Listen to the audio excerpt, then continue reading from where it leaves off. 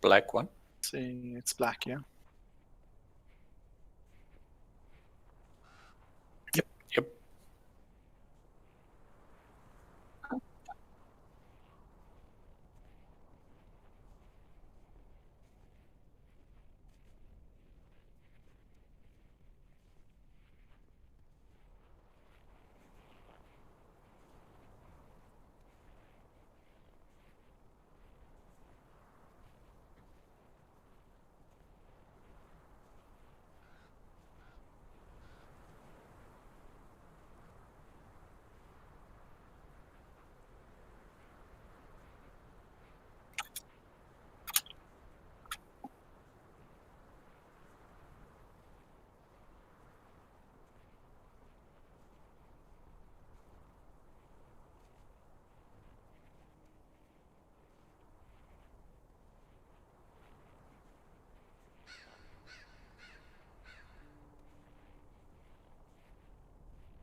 Indeed.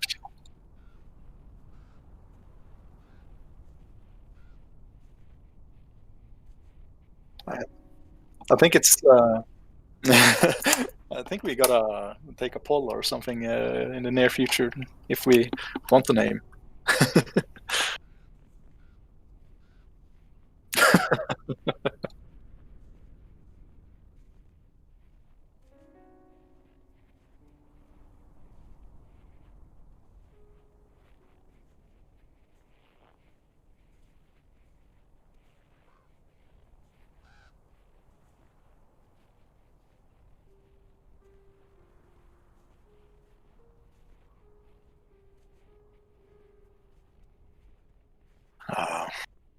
Well, Stella would like to first warn the others. It's a fairly high place, Sky Tower Shelter. It's up on one of the peaks. It's about 15,000 feet up. So we'll take many rests as you acclimatize to the climate. I won't have many problems, but take as many rests as you need.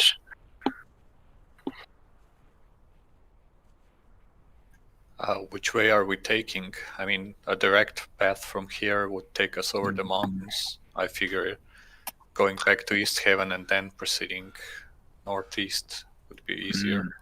Yes, a small stop would be good to collect ourselves. We'd be traveling pretty close to East Haven if we go. Yes, we should be about 7 miles or so, perhaps. Or I don't have the map in front of me as Stalo, but just eyeballing it in his head. Yeah, I think that would be a good idea. Maybe we can explore a little on the way there. We haven't been here yet. I mean, I haven't. Maybe you have. Been a few places. I had held the position as a walrus hunter, and as you can see, it's pretty far from the sea, and it's a long trek. So I mostly stayed outside the towns, but yeah. Anything we should be anything that we can expect on the way there through the valley? Would I know any dangers? of any dangers?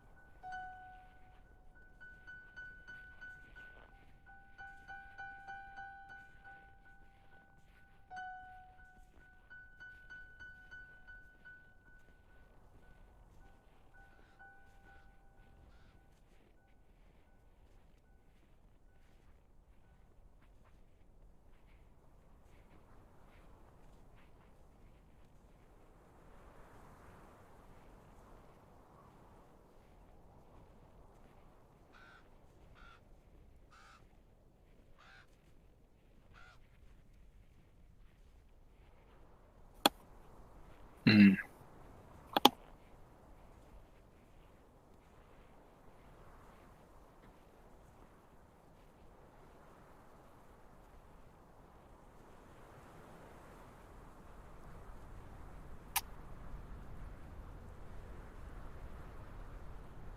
Mm.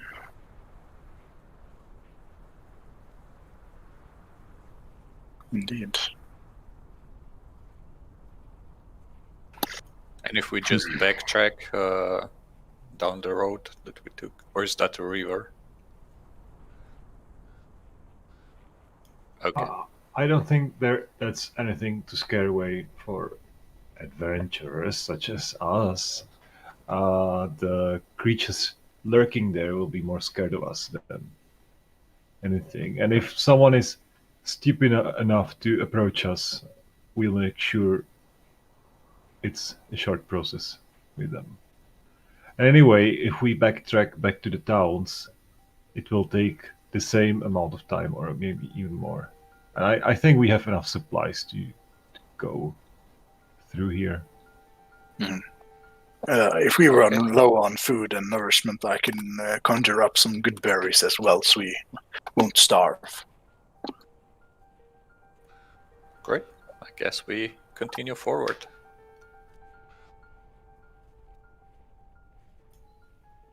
Yeah, I guess. Stags, can you go first and scout a bit ahead of us?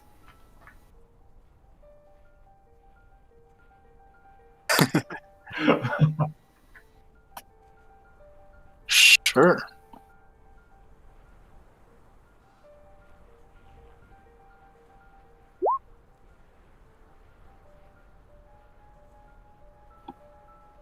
Yeah.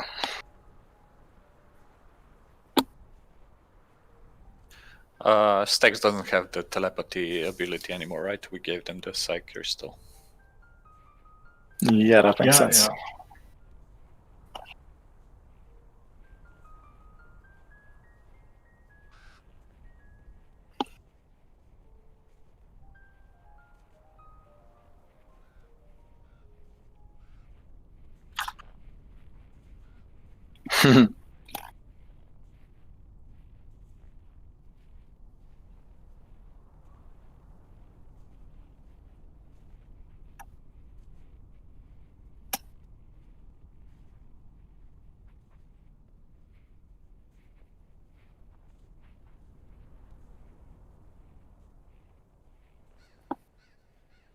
Yep.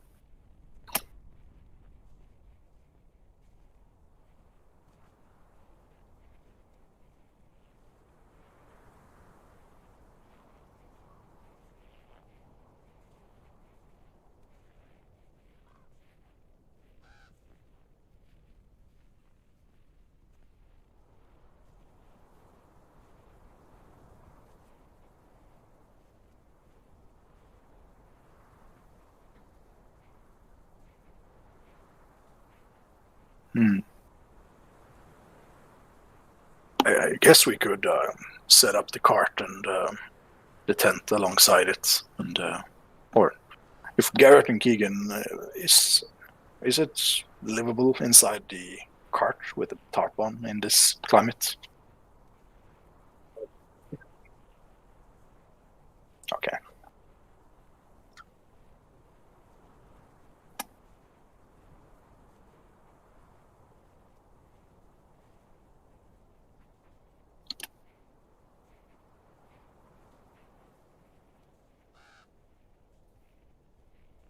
Mm.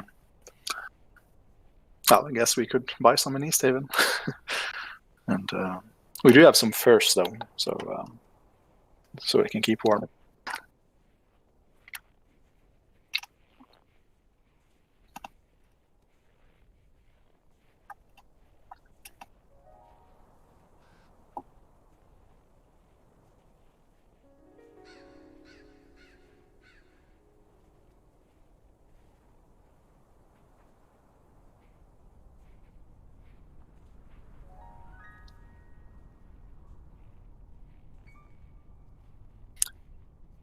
Yeah, definitely. I guess let's see, Stack says Alven meditation, so she could take maybe first and last watch, I think. Yeah, I can take the middle one, and I also have one extra. I also have one extra bedroll, so I can give it to you guys. Yeah. Besides the other stuff.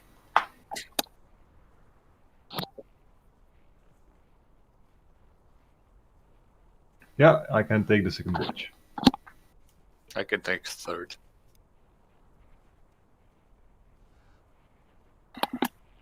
Aren't there 4? If we take 2-hour turns, Stax is going first and fourth, right? Yeah, makes 'Cause sense. she only needs to meditate for 4 hours.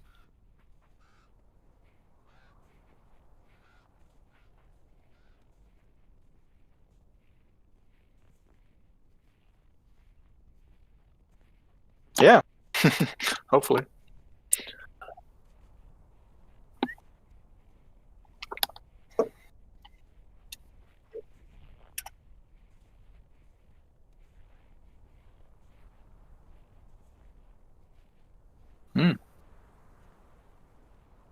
And that's the number of Yetis. 4 baby white dragons.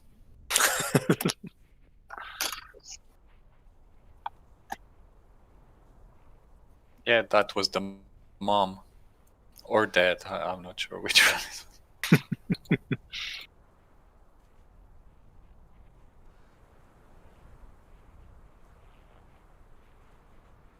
Ooh.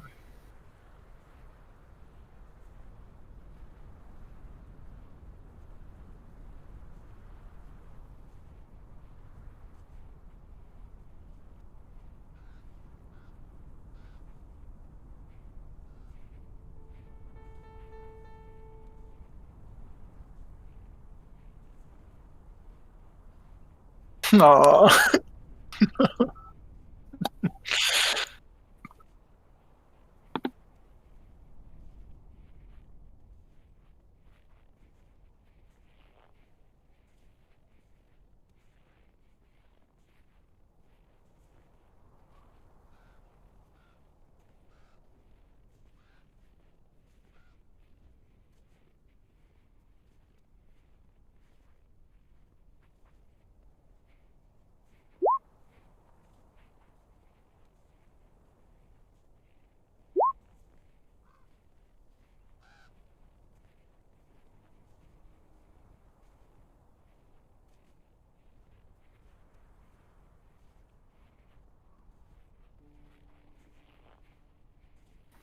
We still got the 10 temporary points, right? Every morning. How much? 8 or 10? 10. 10. Yeah, okay.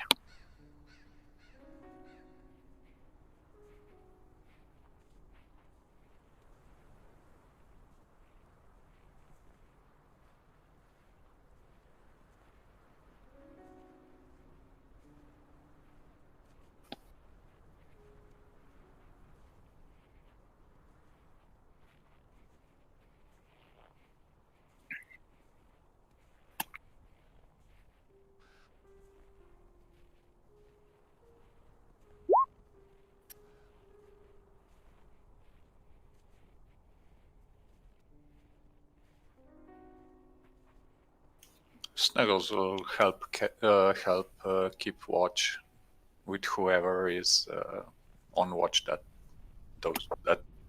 for those 2 hours. I mean, he'll spend the whole 8 hours because he doesn't have to sleep.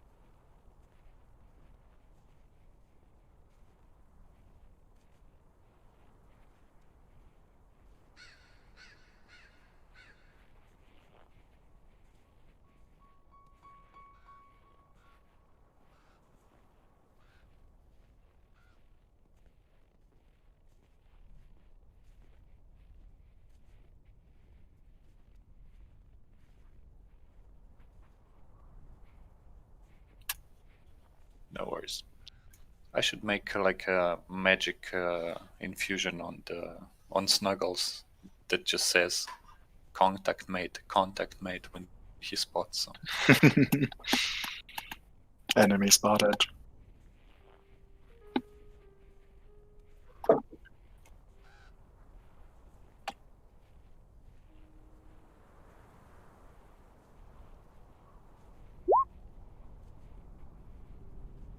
Tarasques are pretty easy to spot.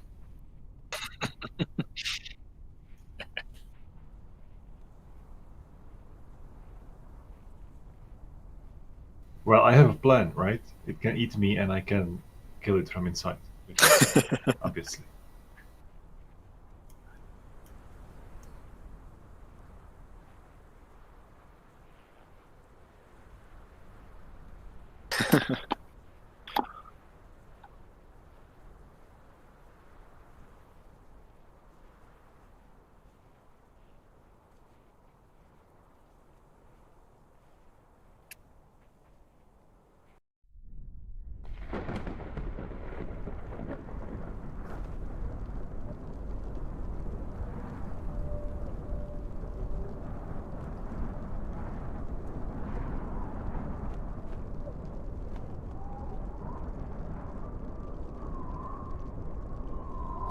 By the way, is Sirenscape playing?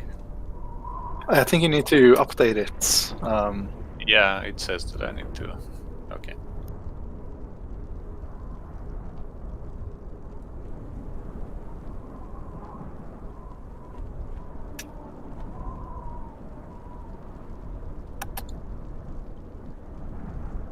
Oh.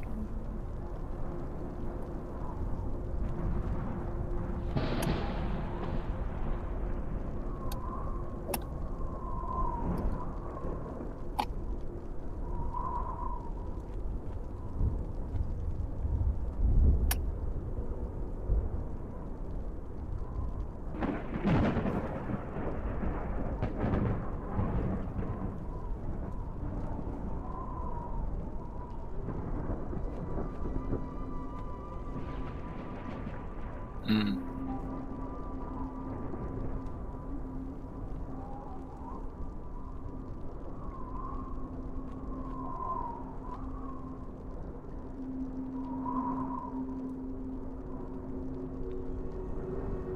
Mm.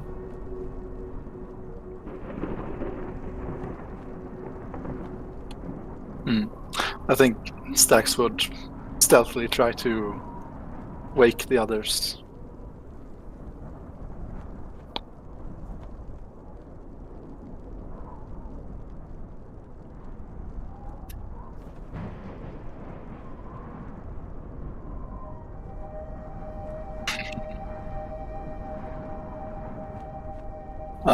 I guess she would sneak over to Theo.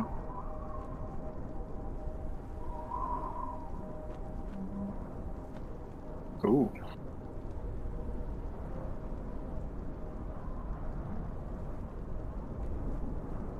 Well, Stax would sneak into the tent and well, try to wake the others up. Like, hey, there's some strange people outside. They don't look all well. Come on, guys, wake up.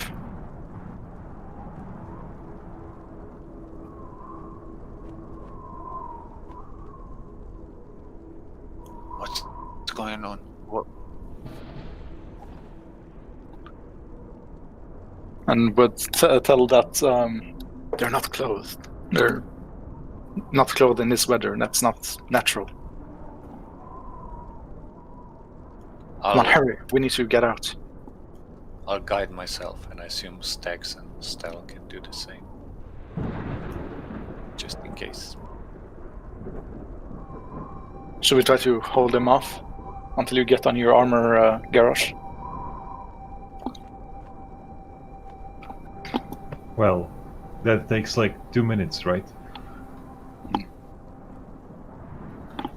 Oh, yeah, so I don't think so.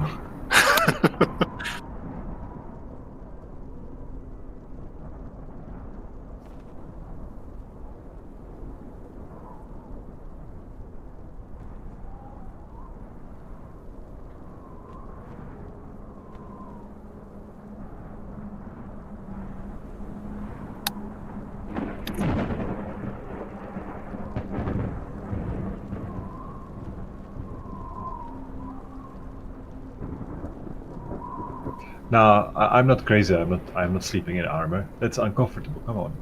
No. I'll be without armor, but I'll take my shield. So that's something.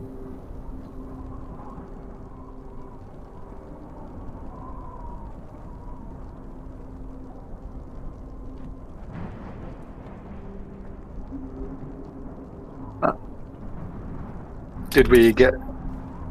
Sorry, did we get a long rest in all of us? Okay.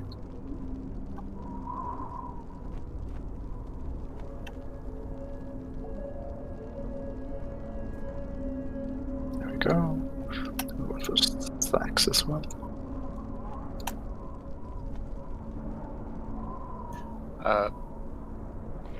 By the way, let's- Theodore doesn't have armor on us do we do? either, because the mithril shirt is heavy armor. Let's head out.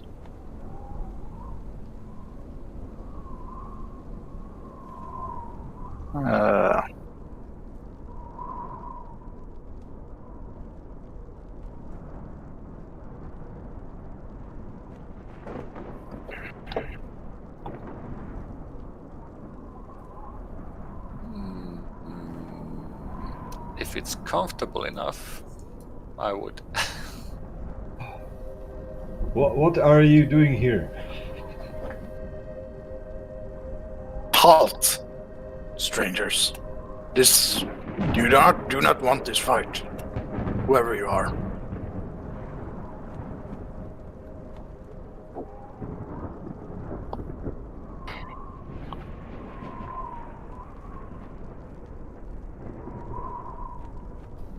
We are independent freelancers.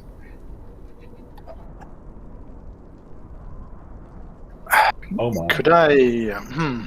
Is it possible to discern their fealty in some way?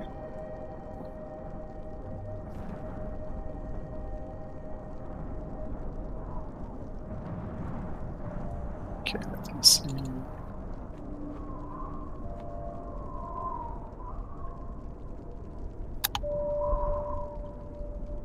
Ooh.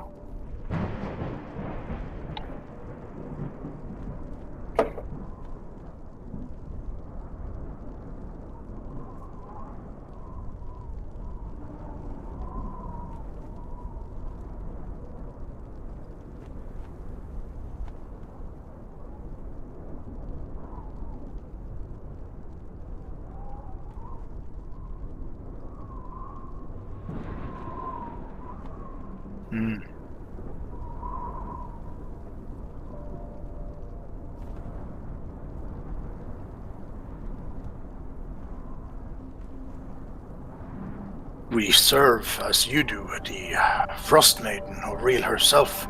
We are here to spread the cold of winter.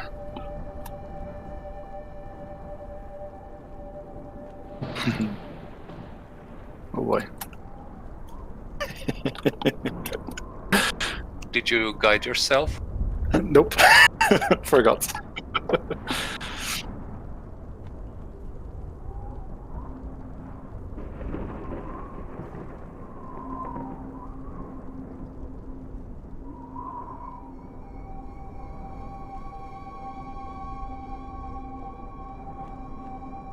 We have. I can go. Sorry. I can go in front of them and take all of my clothes except my shoes off, because I have the super shoes. So I take all of my clothes except underwear, and just keep my shoes on.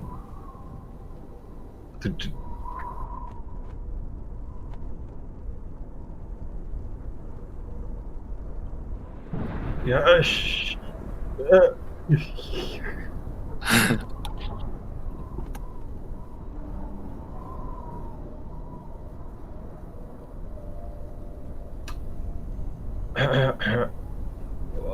Hey, guys.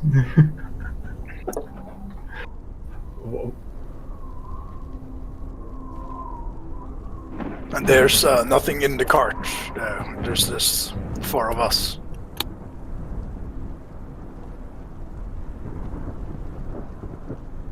I'm responding in such a way. Are you questioning me, you filthy little servant? I am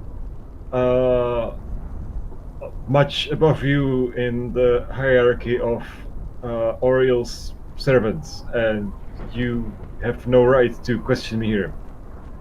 Be gone before I freeze you to one big piece of ice.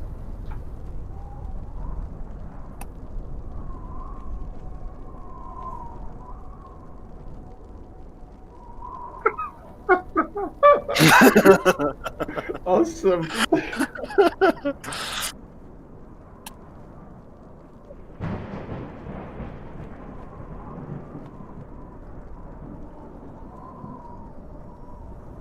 Perfect. What?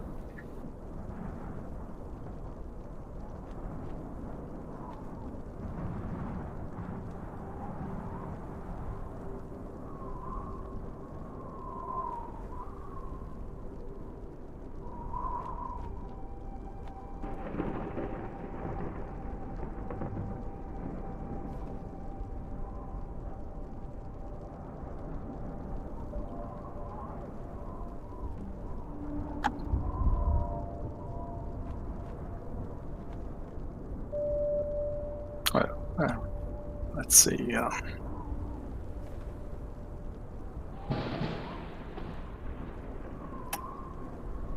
14.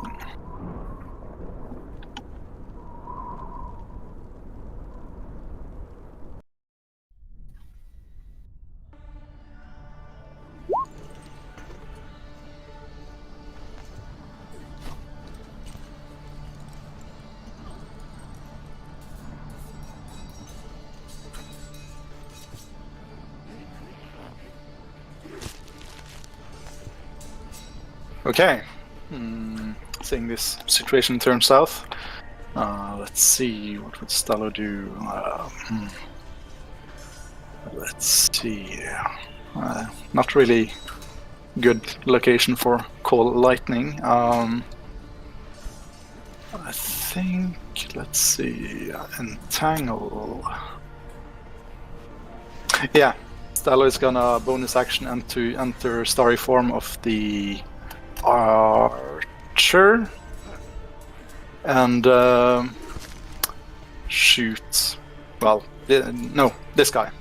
I'm going for the cart. Let's see.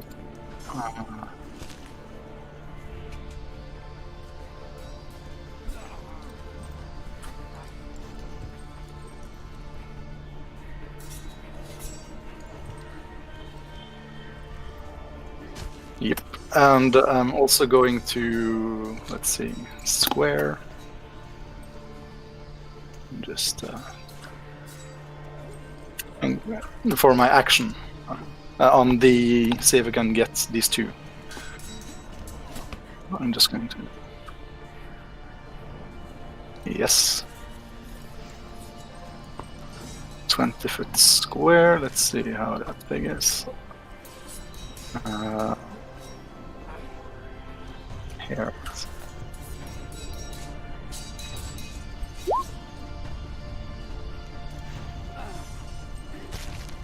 One of them fails.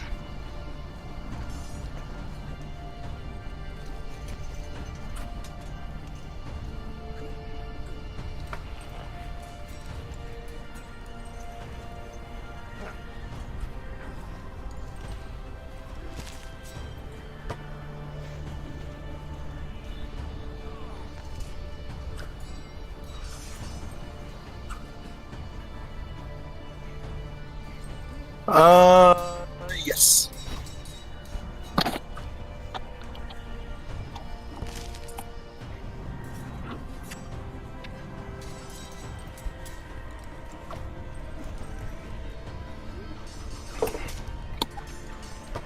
Yes. 5, 10, 15 over here.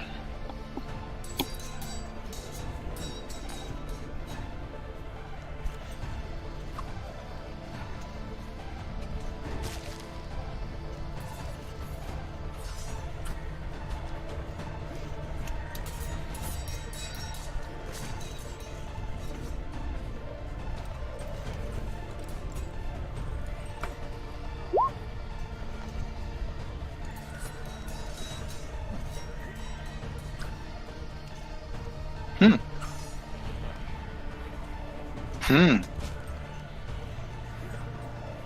Hmm.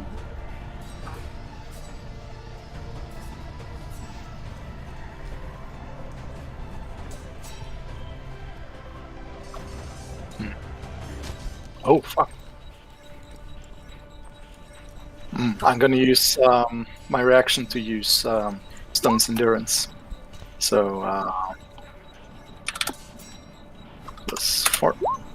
So minus 12 damage. So that's.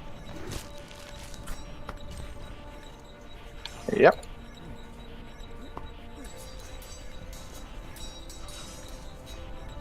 Oof.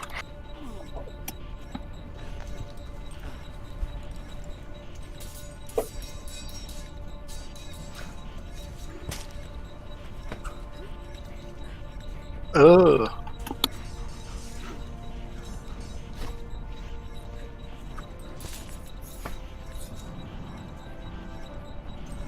Yeah. Yeah. And 1 for the concentration check as well. Ah.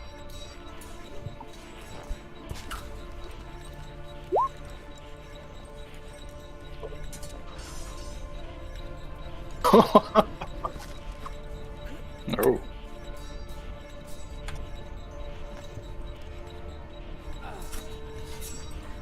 Oh.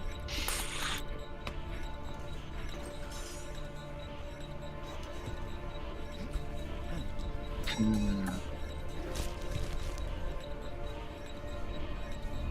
Okay, just Shrubbe is trying to be indistinguishable with the terrain. He's just trying to appear as a shrub and doesn't move. But he doesn't want to get hit. And exactly.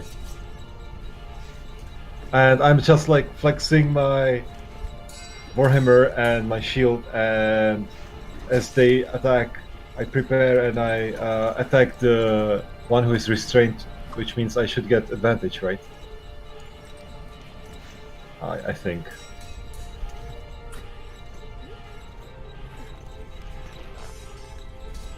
Yep. Yep. So, yeah, I'm leaning into the Warhammer and trying to put all my force into it.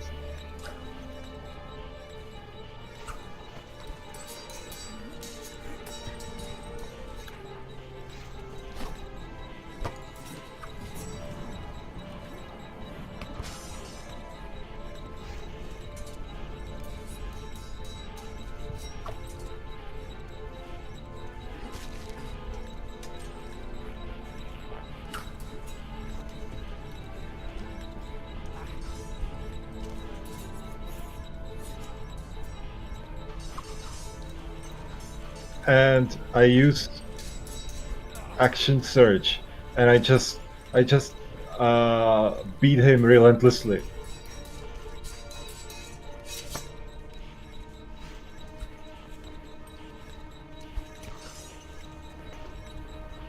Yeah.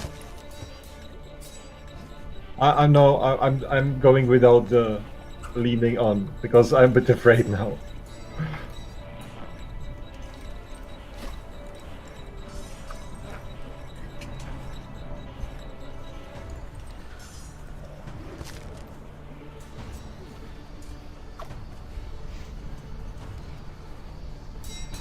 One more attack. Great. Yes. That's last one. And I'm just like finishing move. You know, like I'm hitting him in the face with the hammer.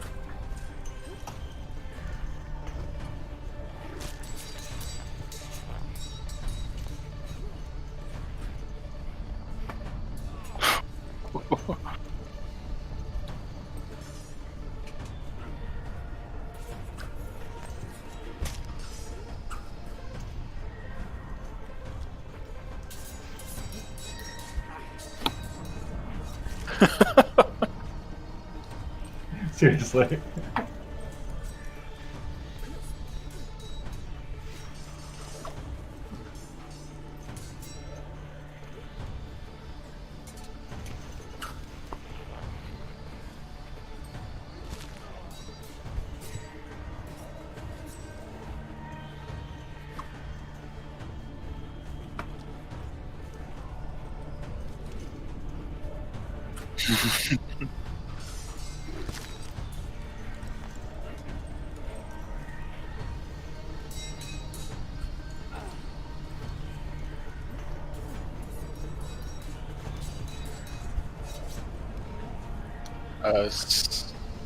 Snuggles will give him disadvantage if he doesn't already have one.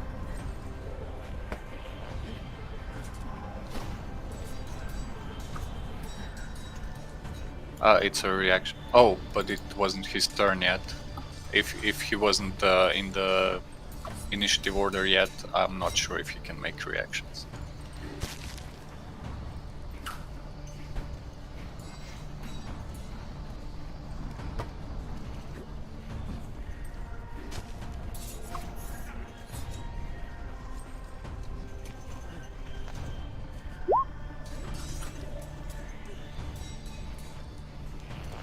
I didn't add him, I forgot.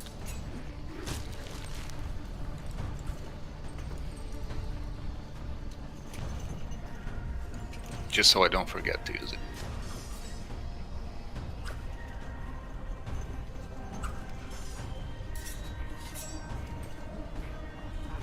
The last one.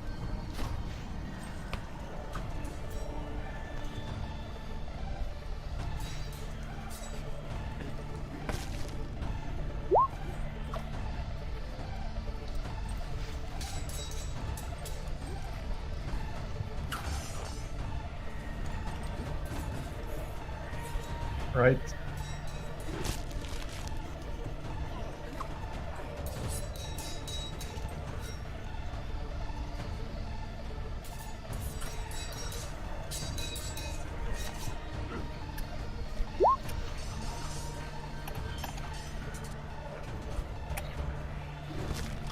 $14.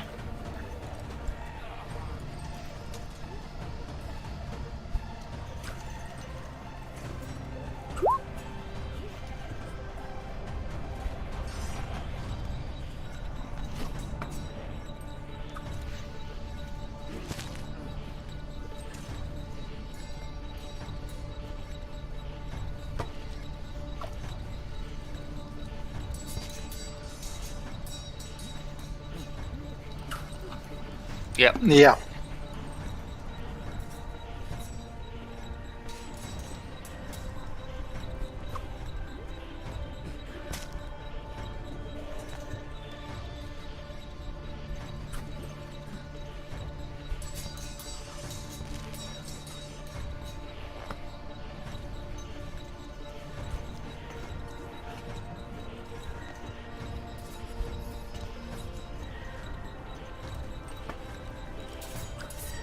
I will peek out of the tent and seeing the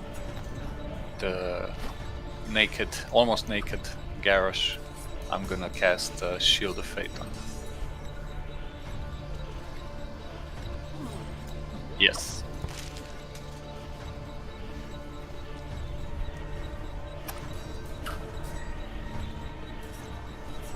I'll just move a little bit outside of the reach.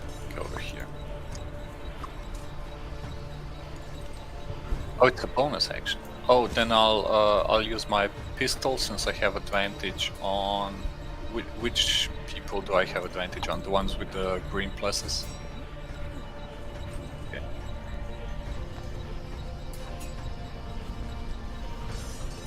I'll try to get this one off Garrosh.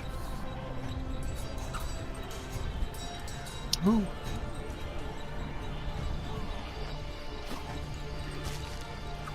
Ah, just misses.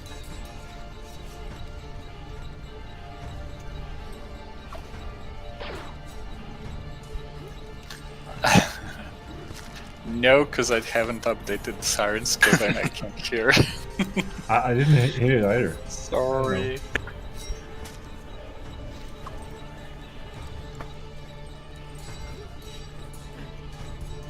Oh.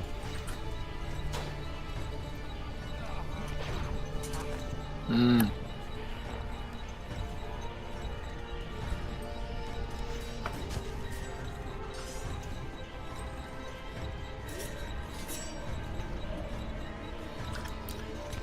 It's 30 bullets each. Yeah, I'll track it. I'll put it on the character sheet.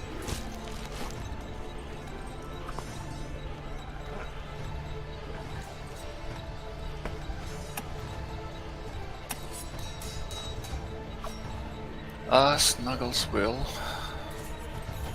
move over here and attack this guy with advantage. Isn't it? Didn't you use your bonus action to, or? Oh, I can't have him move, but he can still attack on his own. Ah. So yeah, he won't move, but he'll still attack this.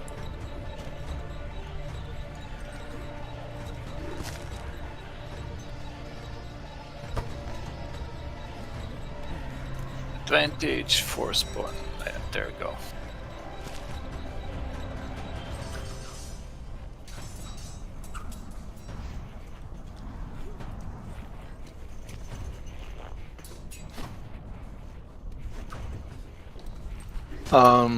Let's see.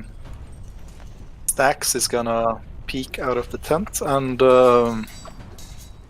let's see. Fire at this guy. Let's see. So that's with advantage.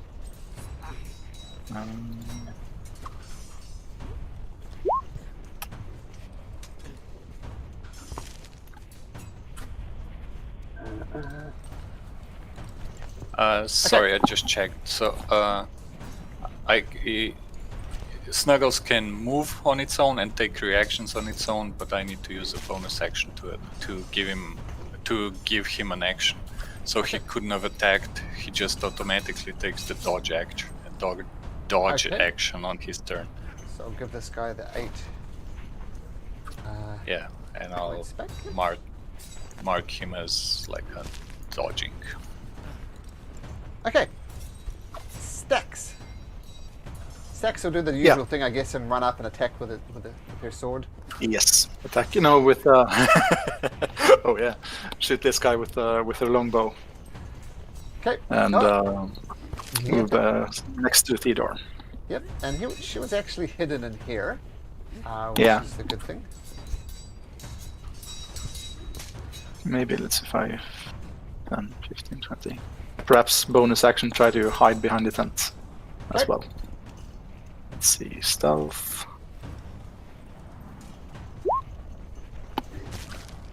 Okay, so 17 stealth, so 21 absolutely hits. 21 damage, rather, sneak attack damage. Stax comes out of it. Fuck! Yep, Shrubby. Shrubby, that's you guys. Yeah. So until now he was basically hidden in plain sight, I guess. But what is he going to do? His attack is useless, so he can. He can prepare. What he can do?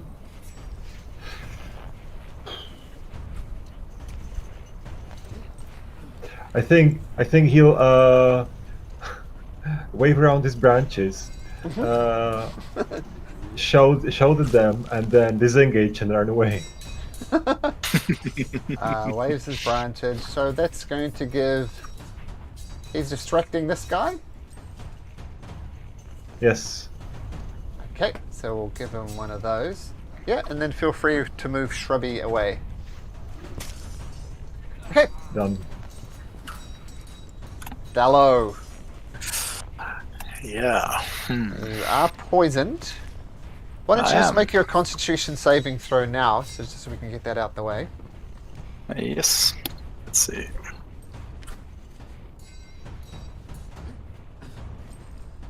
No, you're still poisoned at the end of this.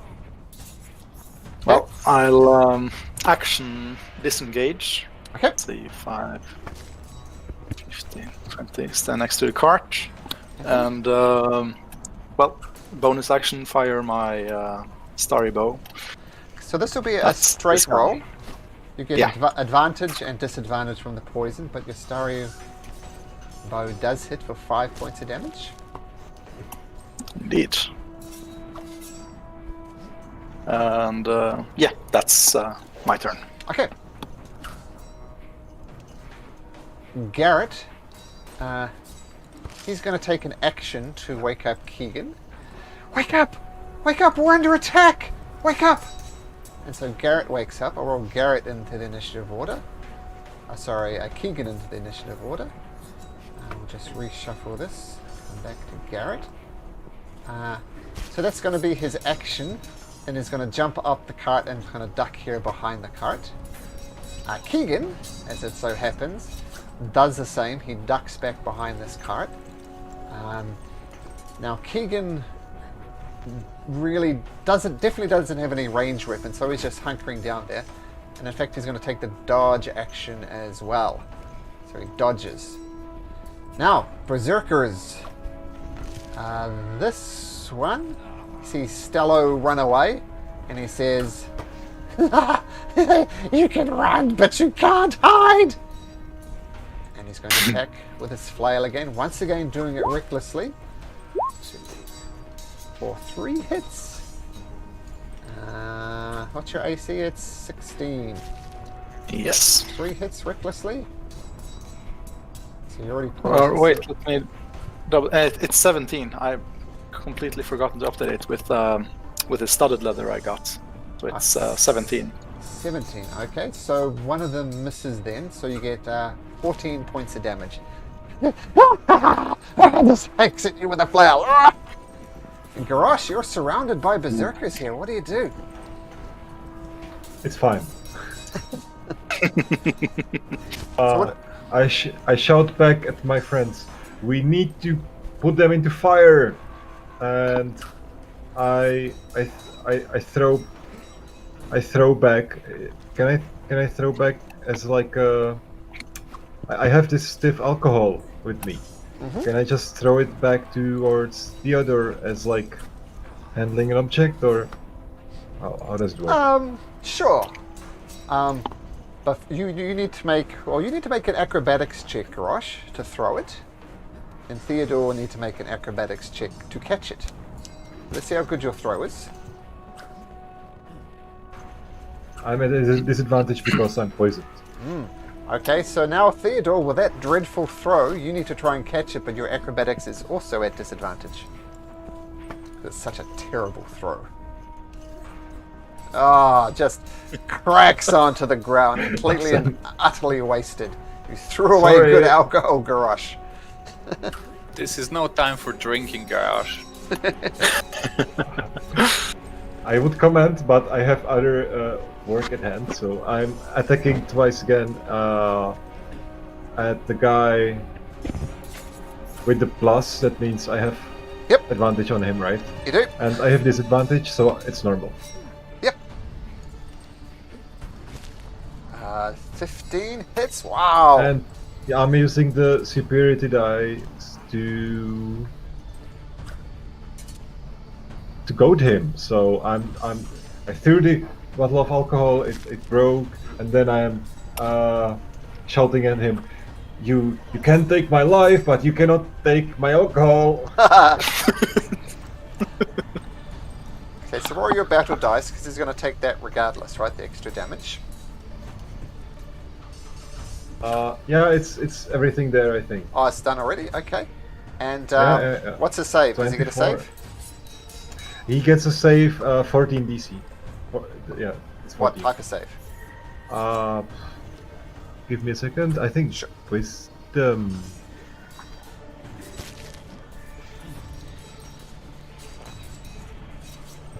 Okay, let's assume it's wisdom. Well, he rolls terribly anyway, so he fails. He rolls a 9. Be sure it's over 9. So what effect does that have on him? He has disadvantage on everyone else. Except you. So if he attacks you, it's... Yeah. Okay, great. And one more attack.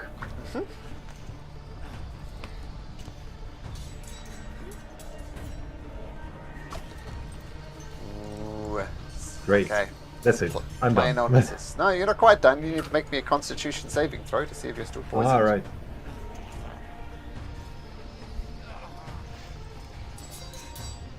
I'm still poisoned. You are still poisoned. That's 2 ones in a row, my friend. Not so good. So this guy, who's not restrained in the web, says, "Ah!" and he stops maniacally cackling, and he looks at you, Garrosh, and brings out this flail once again. Swings it once. Oh, that's your AC's. That misses. He rolls a natural 1 and a 15. 16. Okay, riposte, reaction. Sure. I'm attacking back at him. Okay. So you get that 3rd natural 1 in a row. With superiority dice and great weapon mastery, it cannot Okay. fail now, so I'm attacking him back. So at 11. It fails. 11 misses. Damn. And he ducks under your warhammer, comes back again. What was it, 17 your AC? 16. 16, that one does hit with advantage. So 4 bludgeoning, and you're already poisoned, so won't worry about that. But yeah, this flail thing is just disgusting. And the last one hits as well for 11 bludgeoning. Then the guy who is restrained, let's see what he does. Okay, he can act. He's actually going to try and break free of this. So it's a strength check to get out. Who cast Entangle? Yeah, I think so. I did. So what is it to get So out? DC strength. Let's let me double check. DC 14. He rolls a natural 1. So he's struggling to get out, and he doesn't get out. Okay, the one over by... Oh, sorry, the one directly above here. He... You die, stay orc! Swings his flail once. Ooh, this is a... Disadvantage. So this first one's a straight roll. Still rolls a 23. Yep, 23. For 5 points of bludgeoning damage. Swing again. Is this disadvantage for all of them? All of his attacks? I think it's just for one. It would be a little overpowered if it was for all the attacks. Okay, so it's just 1 more hit then. For another 6 points of bludgeoning damage. Theodore.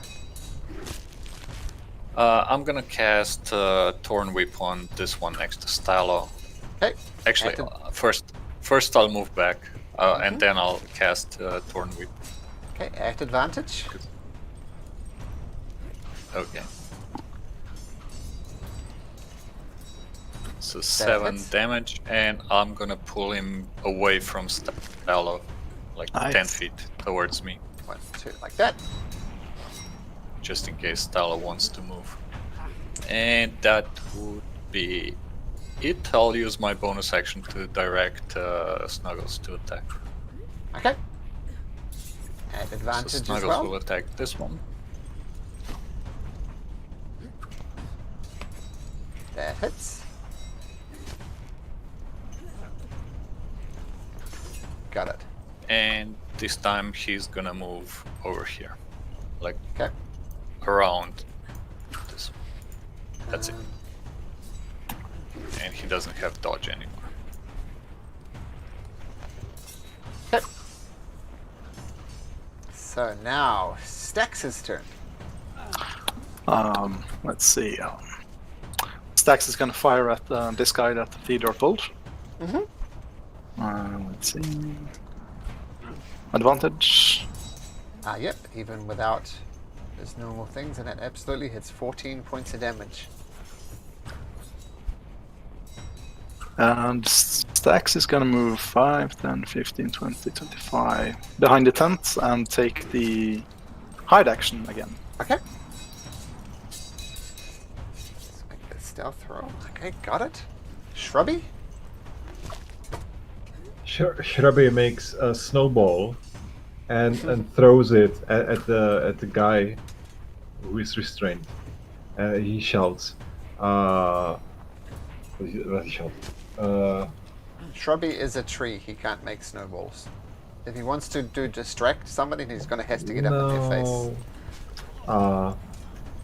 Okay, so well, okay, he runs up there and kicks him Oh, kicks him, and then takes bonus action disengage, and goes away from him. Again. That he can do. Okay, so that's Shrubby. Stello, the creature's been dragged away from you. Yes, Theodore I'm gonna Storm. see an opportunity to attack this guy with my bow. Straight roll. Yes. Let's see. There it is. Misses. Shit. And for my action, actually, I'm going to cast. Let's see. They're all pretty advantaged already. Too far away for that. I'm going to take the dodge action. Okay. Can you try casting Bonfire like Garrosh said? It would end the entangle thing. I think. On this one? Yes. No. Oh, this it's concentration. It's fine. Yeah, It's yeah, fine. Got We it. don't need them entangled. Just like try to burn them. Maybe it helps. They are like they can take lots of damage. We have to find something. Okay. I'm gonna try to create a bonfire and entangle and try to drop a little. Let's see. I don't think it appeared. Give me a sec. Sure.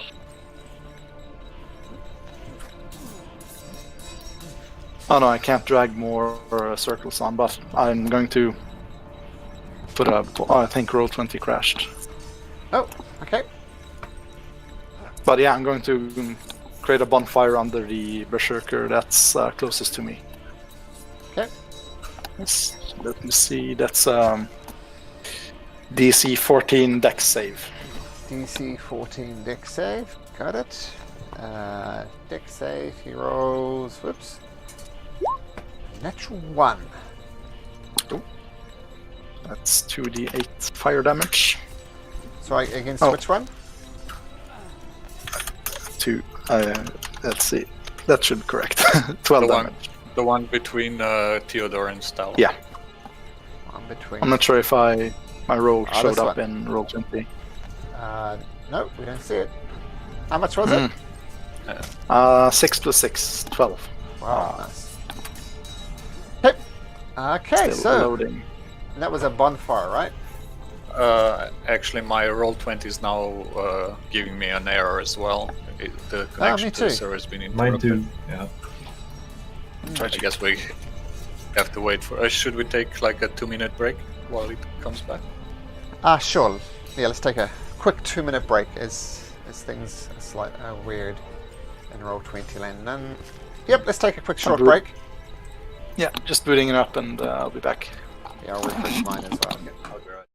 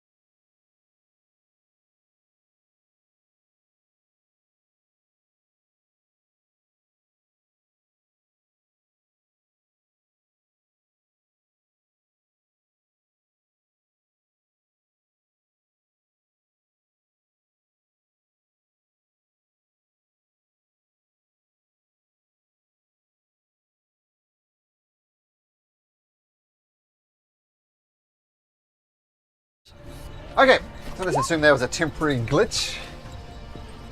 Yeah. Okay, so where did we end on? It was Stello. Yeah, the bonfire on. Let's see if I can put down the token now. Let's see. Okay, and I did damage on this guy. Yeah. Perfect. 2d8, 12. I linked the roll in Discord. That's fine. Okay, so Stello, that's your turn. Yes, and Tangle would then end as I'm concentrating on the bonfire. Okay. Okay. So this goes. This guy is no longer entangled. Okay. Right now, Garrett. By the way, did we see any, if it has any extra effect, the fire damage? Make a perception check.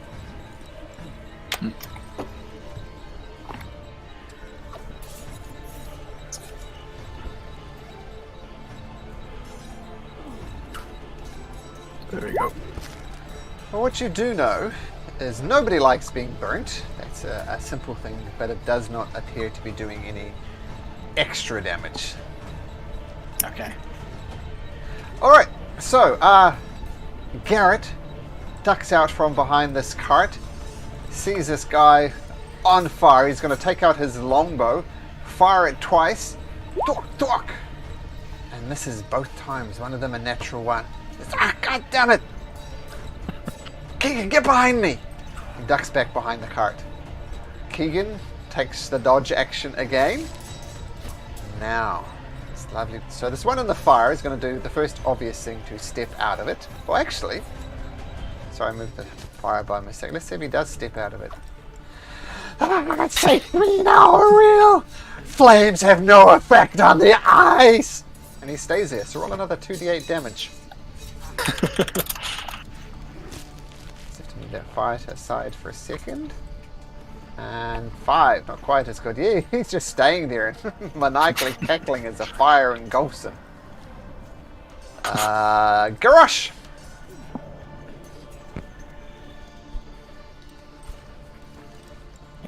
I'm still poisoned, right? Because I take Constitution saving throw at the end of my turn. Yeah, speaking of which, Stello, you should do that. Constitution saving throw. But yes, you are still poisoned. And it happens at the end of your turn. Stello, you are no longer poisoned. But Garrosh, you are. So I'm feeling sick. It's like so awful, the filth. He covered me, and I have like a bloody arm from his hit, and I'm like getting angry, and I'm attacking the guy most to the south, who I already gave like so much damage. So I hope he finally dies. Okay, so this one down here, yep. And here it goes. 15 hits. So 11 and he points still of stands. Still stands. Like again, one more. Boom. 14 hits as well. And the guy is starting to look really, really rough, but he still stands. And I'm so angry, I take second wind and some hit points. Alright, very good. That's it. So the one right in front of you, he is going to attack. The madness doesn't engulf him, and he swings once with his flail. And your AC is 16, so that one's gonna hit. That one's gonna hit. That one's gonna hit. So is your AC increased with Shield of Faith? oh, 16, yes, so it it's is. 16. 16. Oh, okay.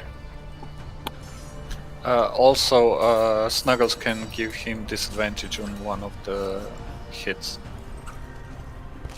Okay. Just let me know how much I get. So with that disadvantage from one of the hits, we'll say 14 points of damage. Would have been 3 hits if not for Snuggles. A total of 14. Okay, this berserker already has disadvantage thanks to Snuggles. So he's going to attack.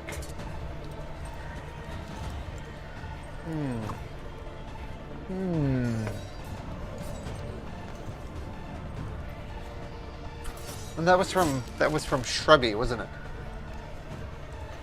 Mm-hmm. I'm gonna go after Shrubby. You can make an attack of opportunity if you like, Garrosh. Stay away from me, you stupid tree! Stay on the ground! A reel will get you. Miss. So 3 attacks on Shrubby. 1, 2, 3. I did 4, so we'll look at the first one. So what's just 10? 1, 2, 2 hits. And Shrubby takes 17 points of damage. And Shrubby needs to make a Constitution saving throw. Constitution. Oh, there we go. Fails. We have a poison tree on our hands. Can he be? Oh, he doesn't have like. Yeah, he doesn't have anything regarding. Have a look. It doesn't make much sense, but. I mean, Yep, well. He is poisoned. He's vulnerable to fire and resistant to piercing. Actually, what type of damage was that? No, it's bludgeoning. Bruce starts carving off layers of Shrubby. And this one up here is going to attack. He's going to attack Garrosh. What's it again? Recklessly. For a 21, 22, and an 18. So, first one. 10. Next one. Another 10. I believe Garrosh should go down. I actually would go down, but I have relentless endurance, so I stay on 1 hit point. Alright, 1 hit point. That is a useful Yeah. feature. Alright, so he attacked recklessly. Theodore. Yeah, I'm gonna take a 5-foot step up and launch another Thorn Whip at this time and pull him away from Garrosh. Good. Garrosh, don't forget about your Constitution saving throw to see if you become unpoisoned. The DC is 13. Okay, you're not poisoned. Yay!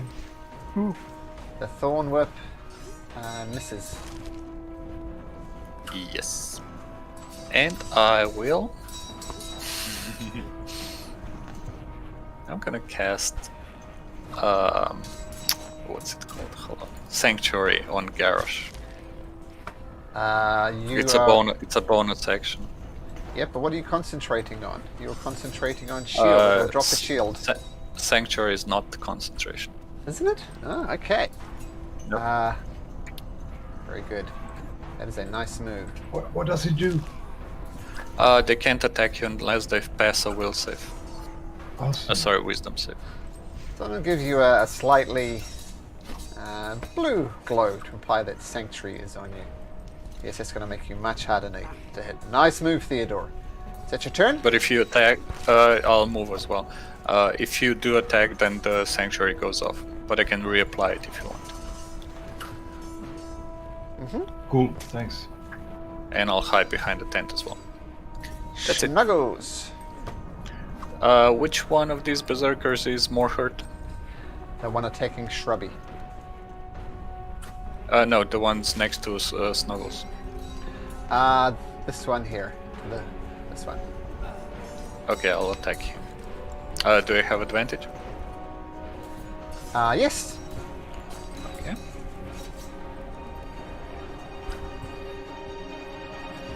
That hits. So 10 points of... Yep, got it. Still standing. Oh, yeah, there's an advantage, but you did that. Great. Yep. Okay. And that's it. Okay, Stax. Let's see. Stax is going to step out and try to ascertain the most hurt. See this guy. And, well, she's going to fire off a longbow attack. Let's see. There we go. Advantage? Advantage. Yes. That hits 18 points of damage. Nice. Still standing. Fuck. And let's see. 10, 15, 5. Get over here and try to hide behind the rock. Okay, make me the stealth check. Ooh, nice. Now what does Shrubby do?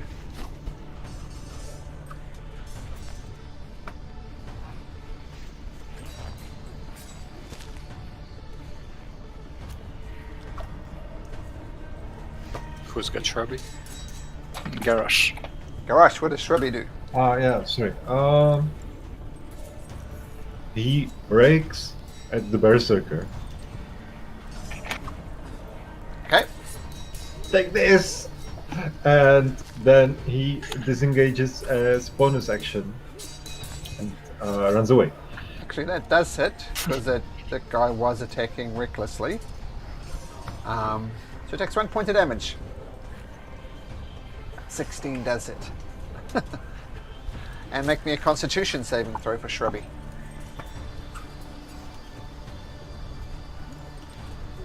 No, still poisoned. Okay, and Stello. Yes. Stello's gonna see Garage is pretty hurt, and he's gonna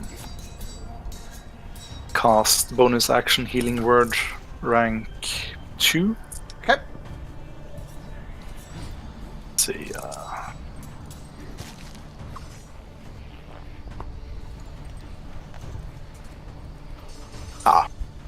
Oh well. Well, So Garage, I 6 assume. points of healing. Yes. Okay, it's your bonus action.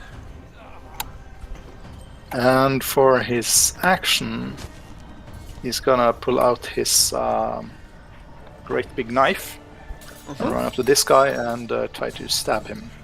At advantage. Let's see, advantage. 8 slashing. Got it.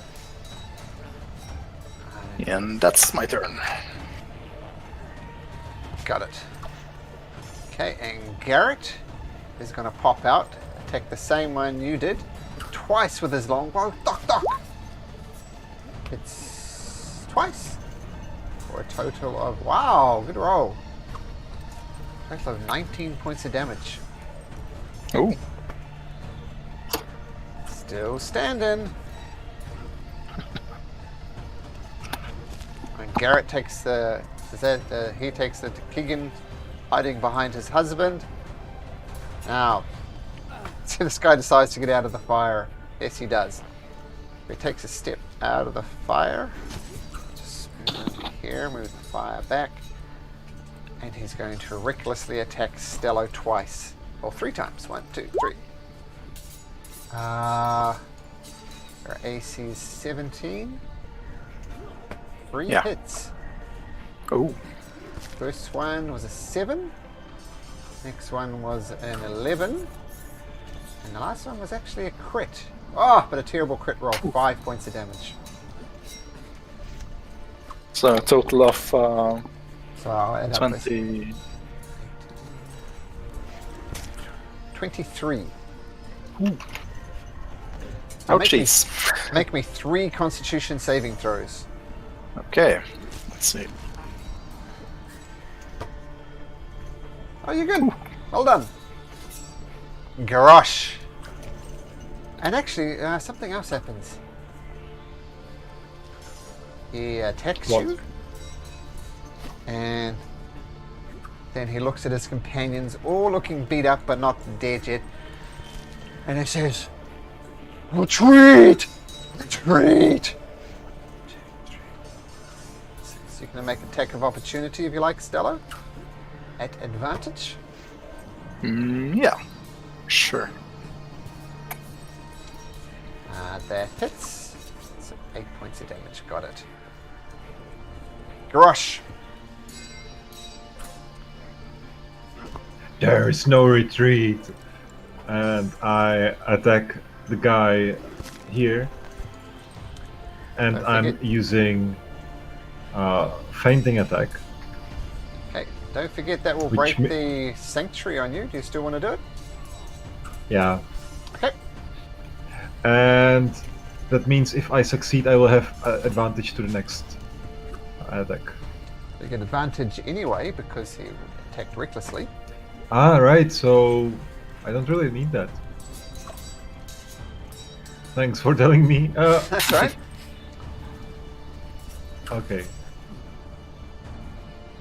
Attack a second time.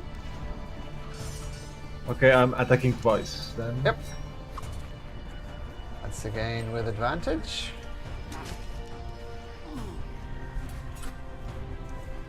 So oh, hits once it's or once. 19. That's against this one here. Yes. Finally, you carve into one of these creatures, and finally it goes down.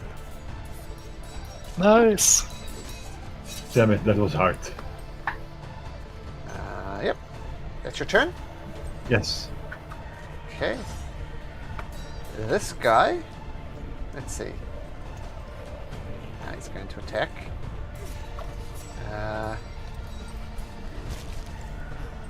Attack once recklessly. With 16. Does he miss? Oh, Does the he miss? 16. That hits. And I think, let's see how much damage he does. Whoops. 6 points of bludgeoning, so you're still up. Yes, I have 1 point. Oh, Snuggles would give him disadvantage. Sorry. Oh, He so was that one the misses. last one there. I rolled a Does it 16 miss? and a 17. Yep, 16 and a 7, sorry. So take that 6 hit points back. Okay, so I'm using a poster. Oh, okay, sure. He misses, and I use the opening and attack him with my hammer from below into his Wait. ribs. Is this a reaction? Yes, reaction. And use your reaction to attack. Oh, no, that was Stello. Sorry, no, you're fine. Yep, attack. Very good. You haven't used your reaction. Yeah, and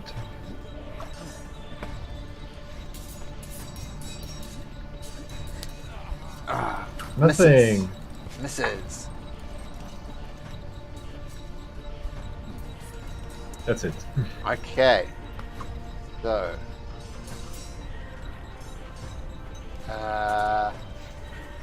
This guy.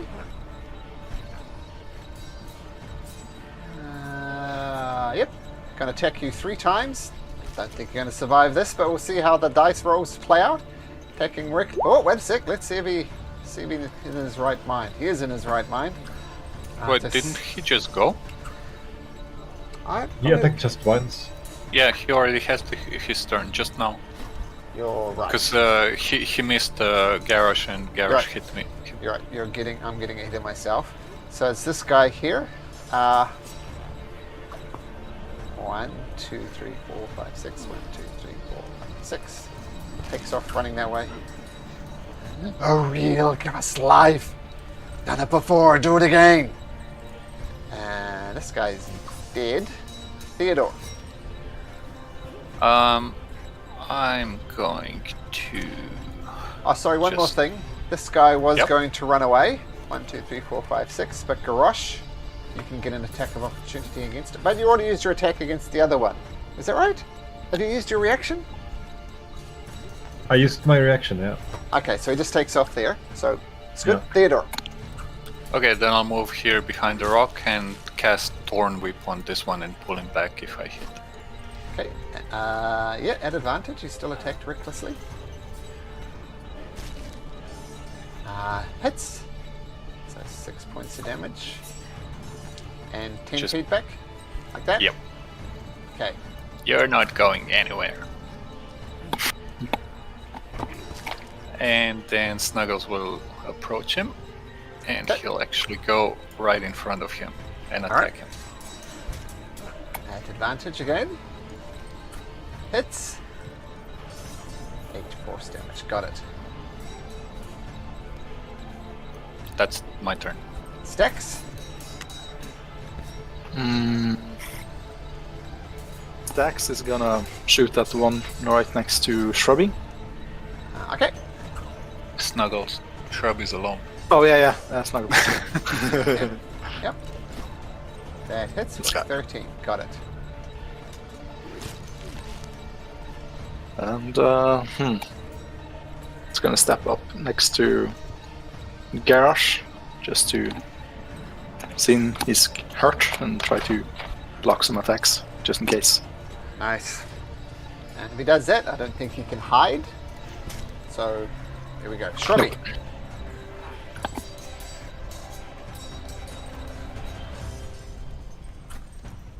Yes, Shrubby will take dash action because he sees that we are winning, and he shouts, "You cowards! You cowards! You cowards!" and attacks this guy with advantage. Okay. That hits for 1 point of damage. Got it. Yeah. And make a Constitution saving throw. Awesome.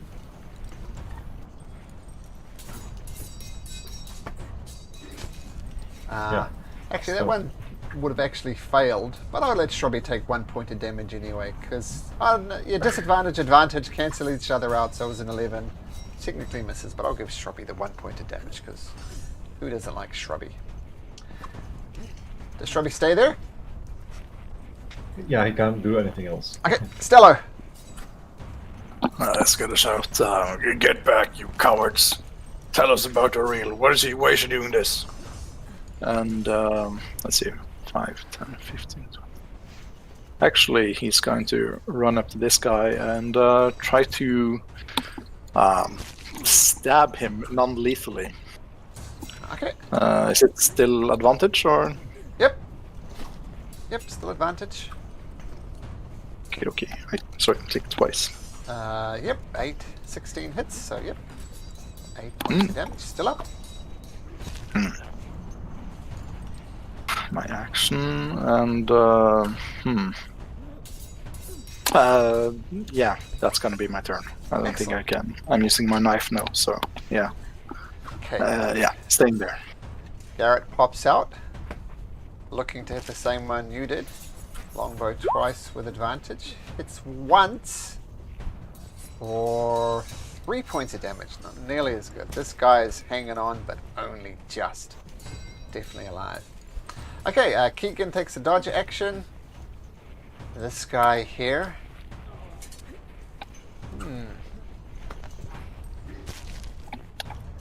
He's going to... No, he's going to attack. He's going to attack Stello. 3 times. I think you're going to say 16. Misses. With advantage, it's rough. Next one. 22 That hits. for 11 bludgeoning. Yep. I'm unconscious. I guess the bonfire flicks out as well. Yep. You're not concentrating that anymore. Let's have a look.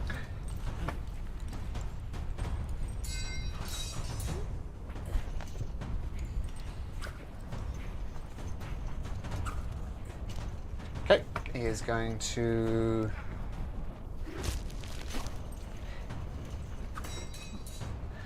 he's going to get over top of Stello and shout in his now unconscious face, "Real is giving us unending life, but not for you. You shall die this day.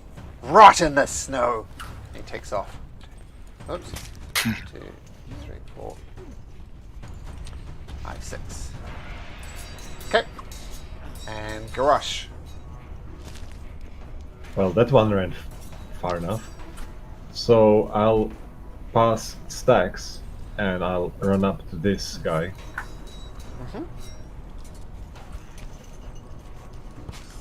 And tell him, "Let's see how you like being cold dead." And I'm using superiority die. Okay. I don't really need it, but it gives me extra damage, so well. Sure.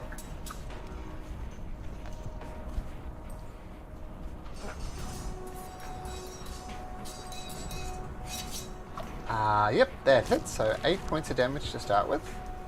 And then second, I'm wondering, should I grapple him maybe? It'd be fun. I'll just attack him. Okay. This one's still looking pretty healthy, by the way.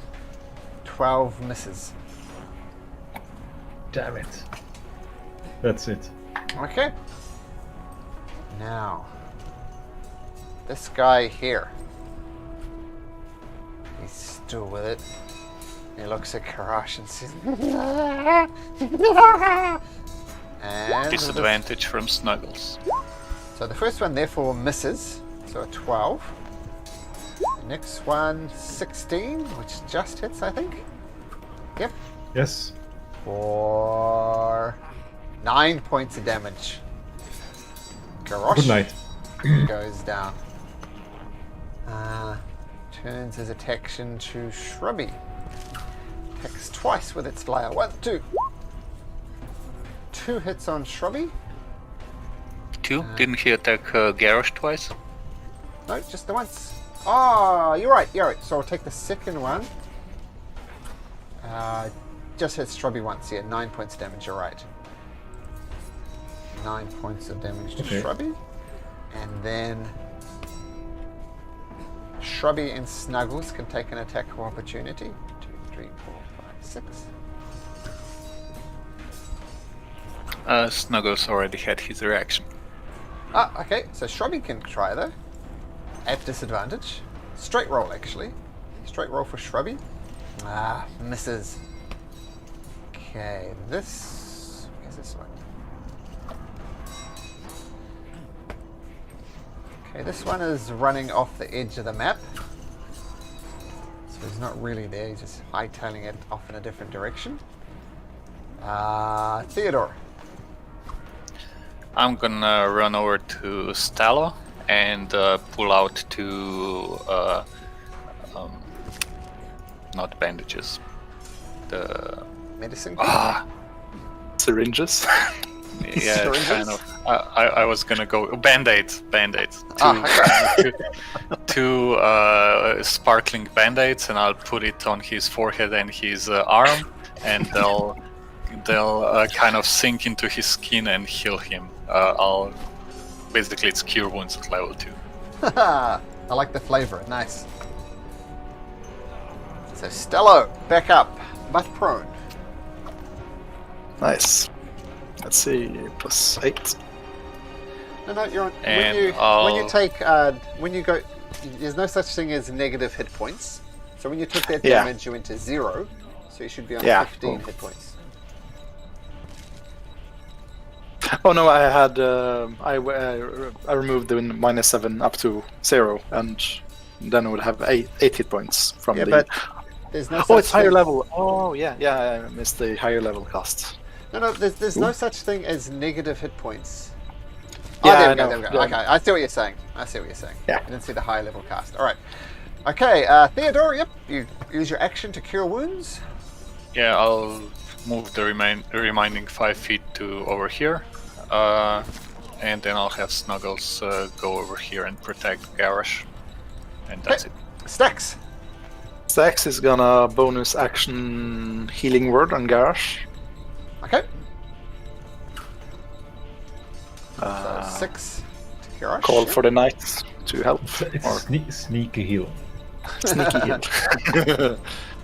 That's a bonus action, and for her action, she's gonna step over here, in front of Garrosh, and shoot. Which one of these are look the worst off? This one for sure. Okay, so she's gonna attack that one. Still with advantage. Yep.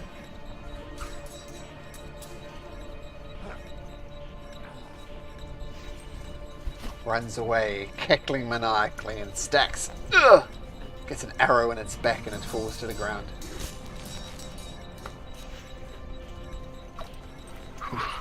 That's her turn. Shrubby? I'm sick. Oh no, I'm feeling so bad. Oh, Garrosh, get up! And His leaves went all brown. I'm feeling sick. Nah, that's it. Like Shrubby doesn't do anything really. She can make a constitution saving throw though. Right. Well. Great. Stello, you're prone, but you're alive. Yeah, I'm gonna use 15 feet of movement to get up. Yep. And I'm gonna scowl a bit, rub his wounds, and look around, see this guy, and try to finish him off with a bonfire. Okay. So yeah, Dex save 14, yeah. Okay. Okay, so this guy, Dex save, rolls a 12. So he takes 11 points of damage. Pretty much. Okay. Is that your turn? Yes. No, I'm gonna move bits over here. Okay, Garrett. He's going to take the shot at the guy over here. It's going to be a disadvantage because of the range. He fires a shot into the wind. First one, the wind catches it and goes wide. The second one actually hits. And as the guy is fleeing, he gets an arrow to the back and falls to the ground dead. So, great shot by Garrett. Against the wind, everything working against him, but he dies. Keegan dodges. This is the one guy alive now. Where are these guys from the map? Garrosh. Pick it up. Mm-hmm.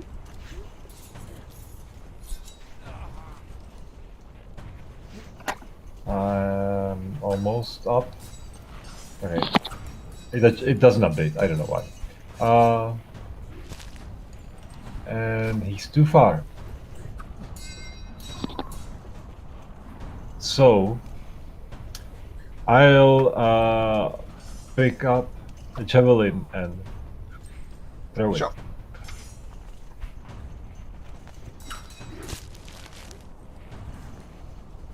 With advantage, right? Yes, still he did attack before he took off. So yes, at advantage. Yep. Ooh. Jumping. Grazes him across the shoulder, but he's still moving. And I can move up a bit. Well, that's it. Okay. So as this guy is running away, he starts cackling, and he's going to continue to run away. So 1, 2, 3, 4, 5, 6. So it's 35, 25, no, 30 feet off the map. So he's not really there. He's 30 feet to the north. Theodore. Not at advantage. I'll ready an action to Torn Whip if anyone if anyone hostile comes into range, but I won't do anything else. Okay, Snuggles. Actually, I'll just move up closer to Garrosh just in case I need to heal him. And Snuggles will maybe just stand guard somewhere over here and ready an action as well. Dex. Seems Dex can still see him. We'll just move up to prevent them from returning and attack again, and we'll fire her longbow at him. Okay. So within reach, that hits 13 points of damage. Got it.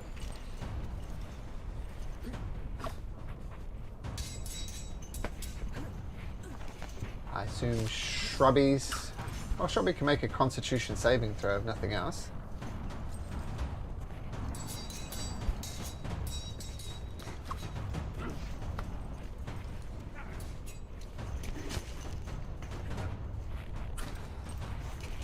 Con save for Shrubby. Garrosh?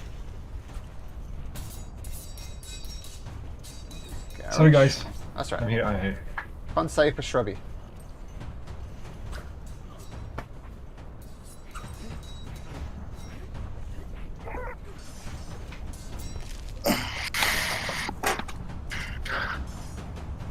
think he Yes, doesn't have I any. did it. There I we did go. it. You made it. Ah, Hooray. sorry. Nice. Dello. Right. Would I be within? Let's see my range.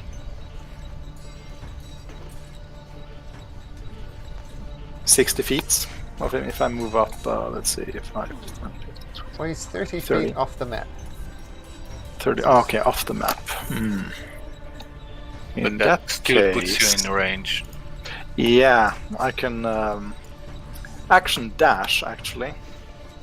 So 30 up here, so 35, 40, 45, 50. As close as I can get and fire off a bonus action starry form. Okay. Action dash. It's not at advantage. Let's see.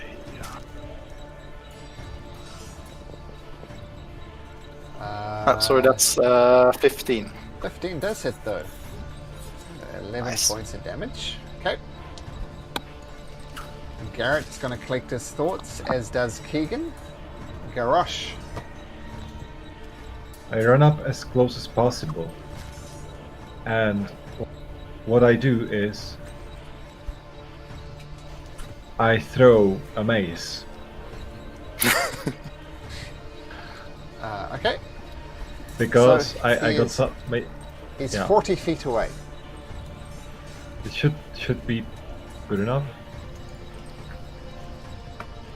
It's improvised weapon, so it has long range of 60 feet.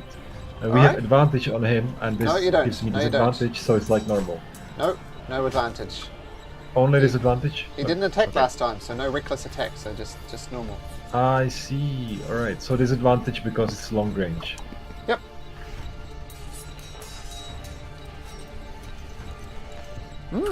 I throw a mace on him, and it hits. It goes in. It does.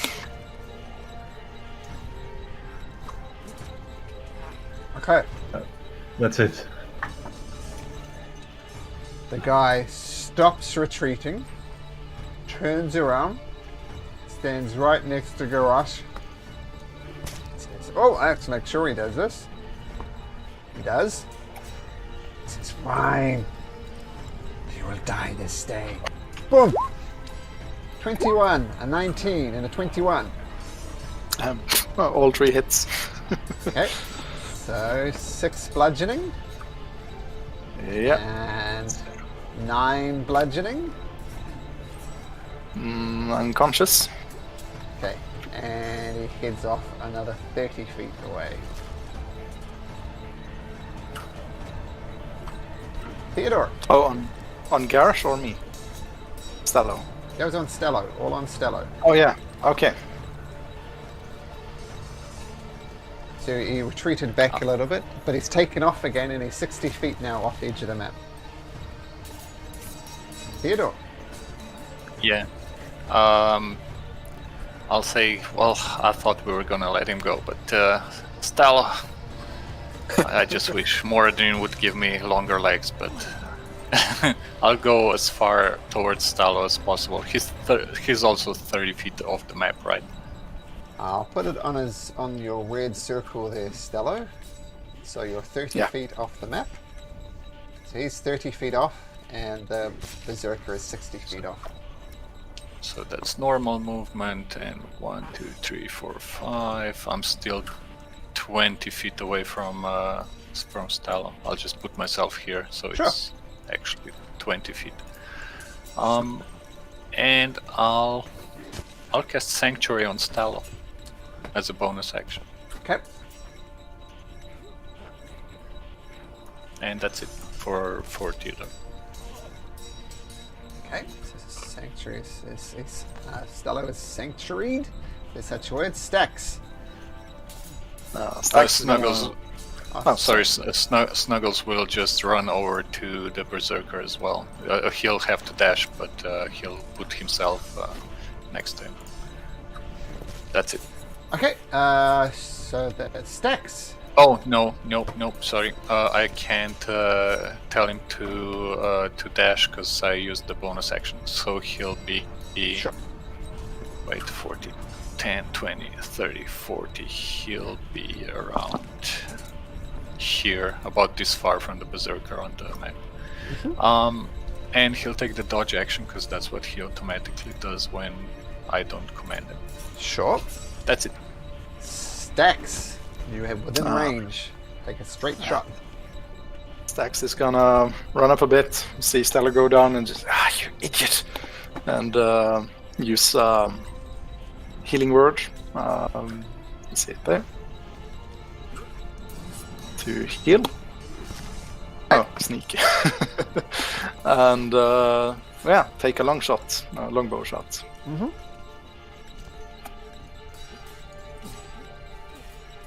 Without sneak damage, of course. In damage. I can see his. Ooh, with that arrow in the back, the Berserker falls to the ground indeed. Whew.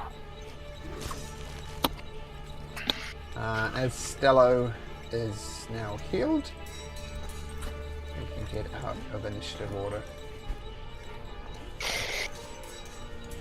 I just removed that thing from Stello. Get some more calming music.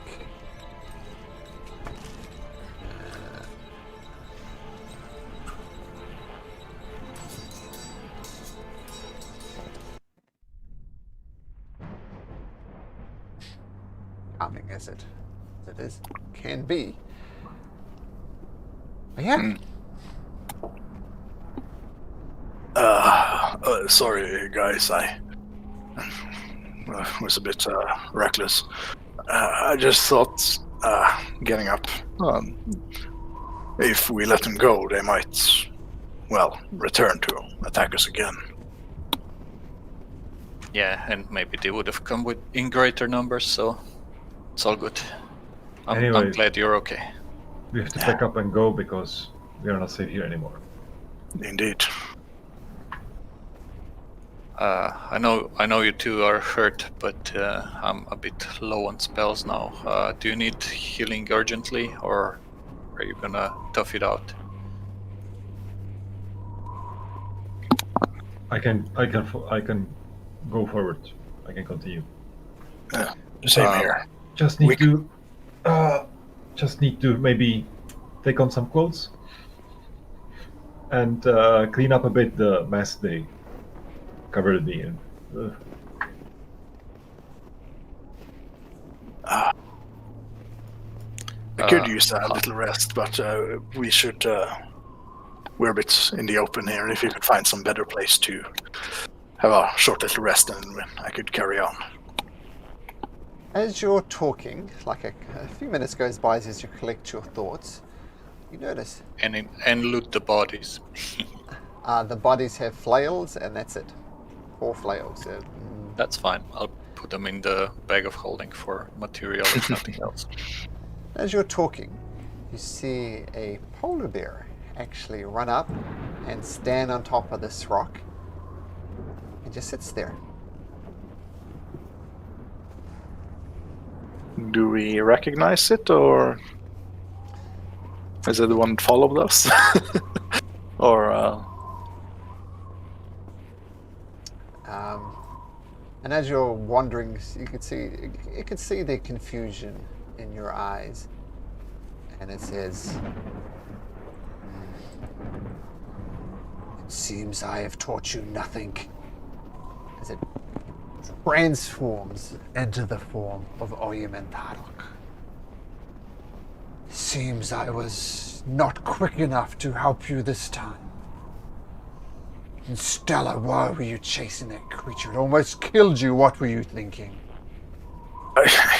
If they returned in greater numbers with allies, knowing our location, or they could track us, we would be in an even worse condition to fight them.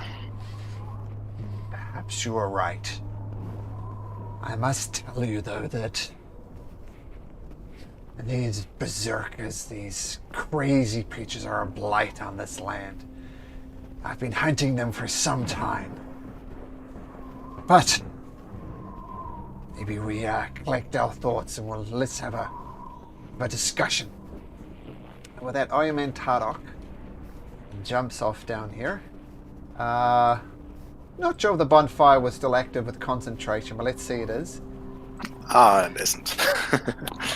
Well, Iron Man Tadok casts one and gathers round. So, gosh. Keegan, Gareth, do not be afraid. This is a friend. Yeah, that's a good point. Keegan and Garrett come up and they look a little hesitant, but they see you not running around from them. And Iron Man Tadok, so tell me, why are you out here wandering the wilderness? This is a dangerous place, especially in the time of O'Real. What are you doing out here? We're actually heading to Sky Tower Shelter, or heading back to East Haven for some supplies before we head off the mountain, but we're taking these two off the mountain to shelter them there.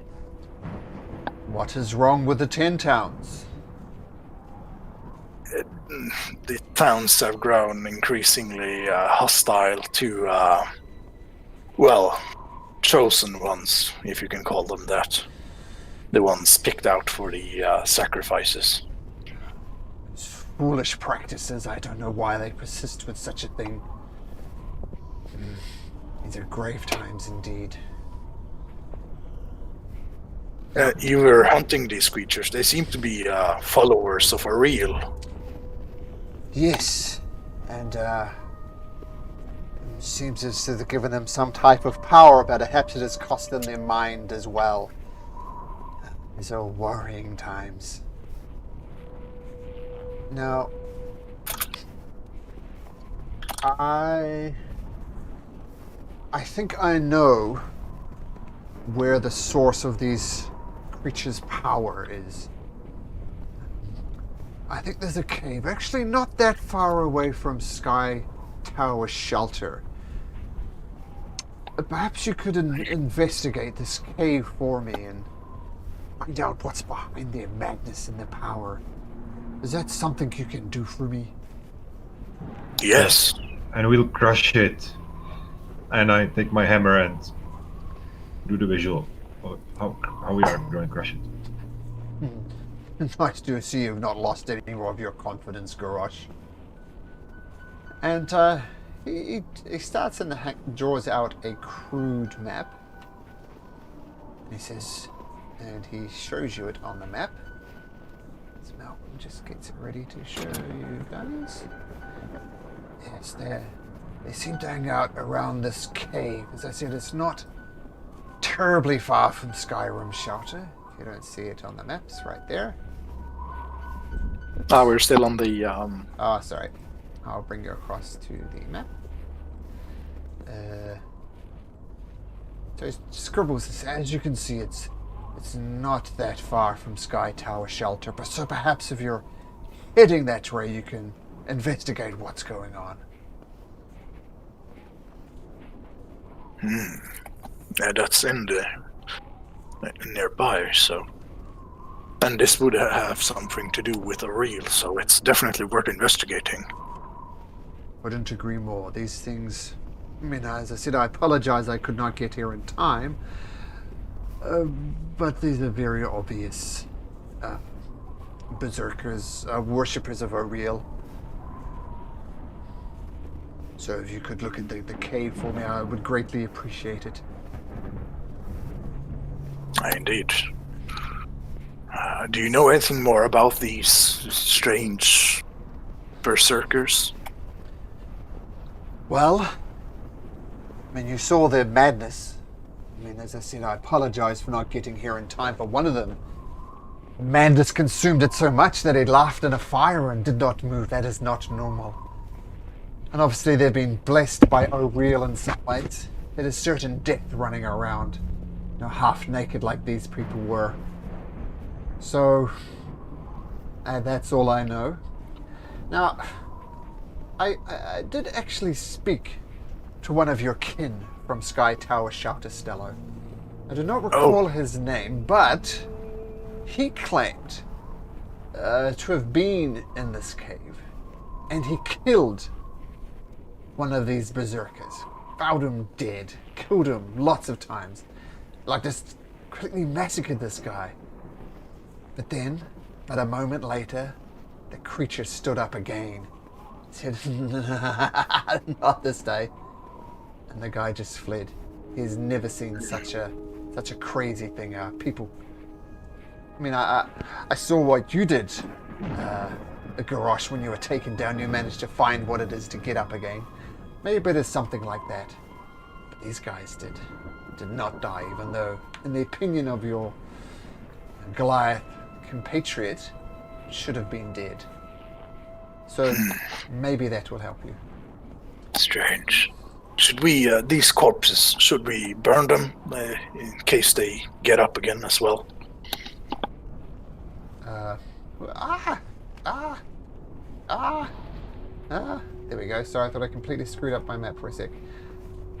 Well, these ones did not get up. But sure, burn the bodies. It is better safe than sorry. Garrosh starts dragging them on one pile. Okay.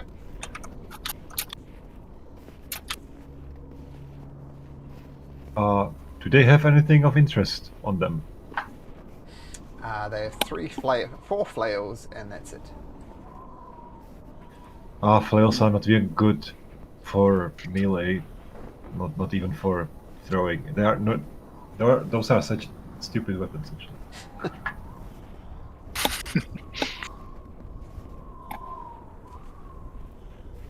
Let them burn with them. They are filthy anyway. Oh yeah, they don't have great hygiene habits, so we just put it that way.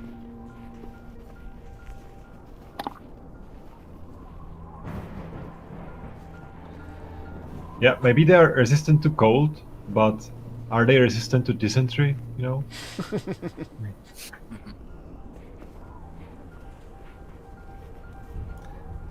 Master Bear, would you like to come along with us I unfortunately to have the my own. tower? I have my own business to attend to, so I will not be able to accompany you. Sorry.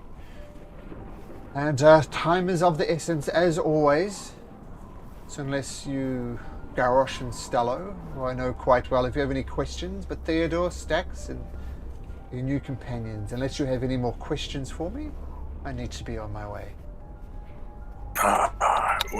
Where are you? Are you just traveling all over in case we need to reach you? I do have my animal messengers. I can contact you, but I would need to have a location. Well, what I am investigating is... I've heard rumors that the dwarves are up to something. Have you come across this Shardolin in your travels? Theodore, isn't that thing you were talking about? Shardolin?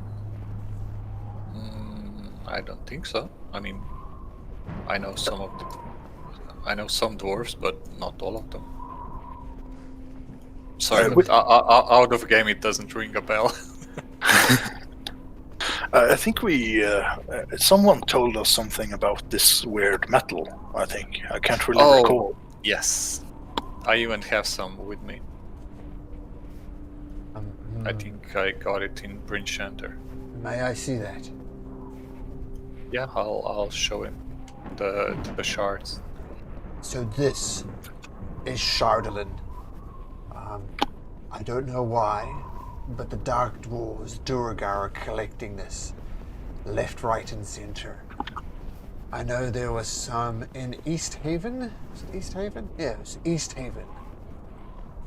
Some of them were discovered in a boat hiding out in the frozen harbor. And they were collecting Shardolin as well. And rumors are that north of Kirkcunnig, excuse me, there's a dwarven outpost there, and they are also collecting the Shardolin. And this is highly, highly magical stuff. Wizards' favorite for constructing wands and rings and things like this. It's especially useful for holding and maintaining magical effects, so it's greatly prized. But the dwarves are collecting it, and I don't know why they're collecting it. I've heard rumors of a fortress around here. It's going to take me a long time to find it, though, so that is what I'll be doing. But let me just say, maintain awareness.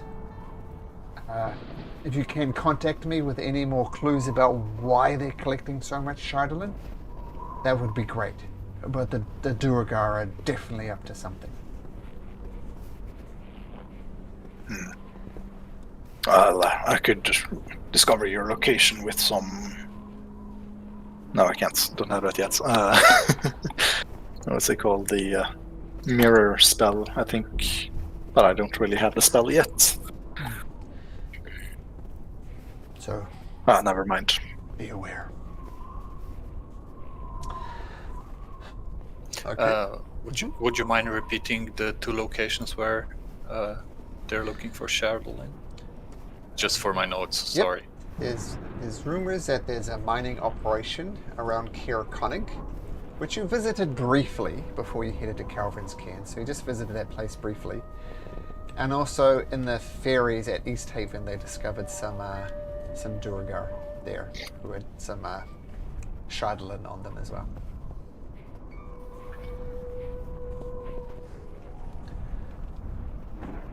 So, unless there's any more questions, I shall be on my way. Well, Go ahead. you know where our journey is going, so we'll stop by East Haven and then towards the Sky Tower shelter, and we'll search out that cave. Very much appreciated. Okay, with that, I shall bid you... Yes? I have a question. Number 1, I'm sorry, this is a far shot, but do you know of any way of contacting Oriel herself? That I do not.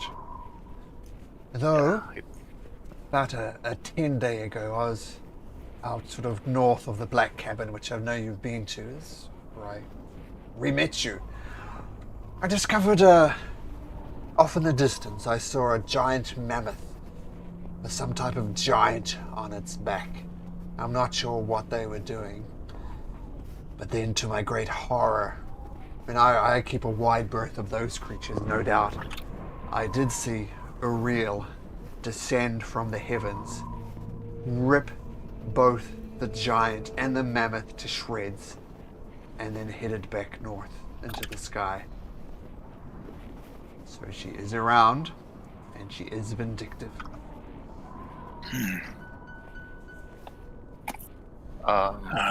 The other thing I wanted to ask is, Stalo, would you happen to have any healing magic? Because, as you can see, Stalo and Garrosh are both... I'm fine. No, Just a flesh not wound. quite themselves. Let me see.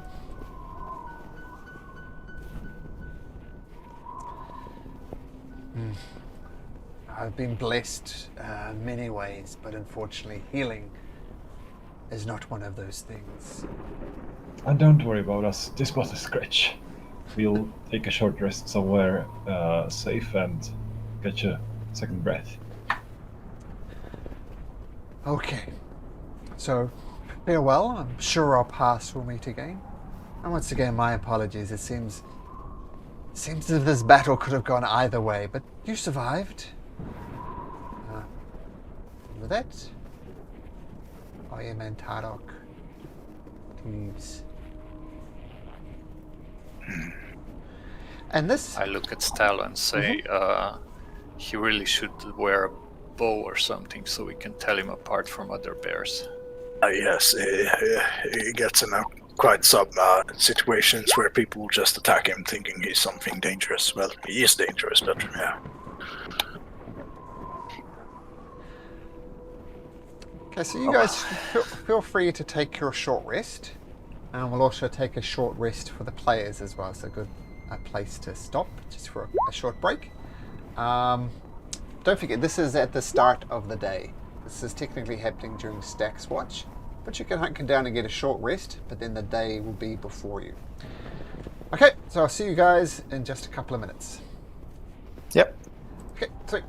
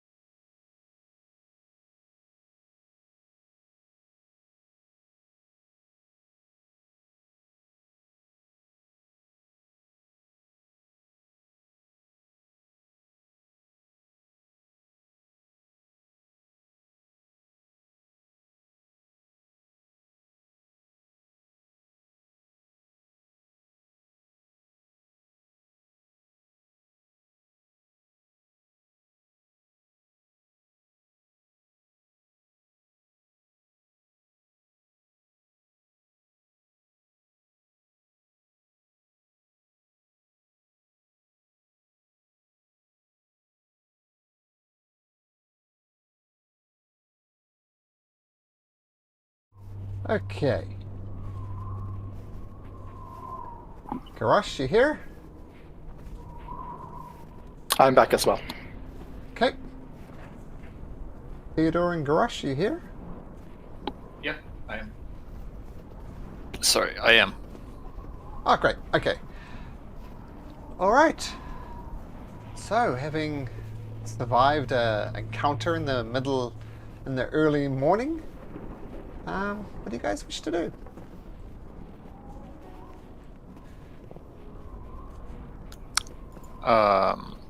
I mean, we didn't have a long rest. We had a short rest right now, Yeah. right?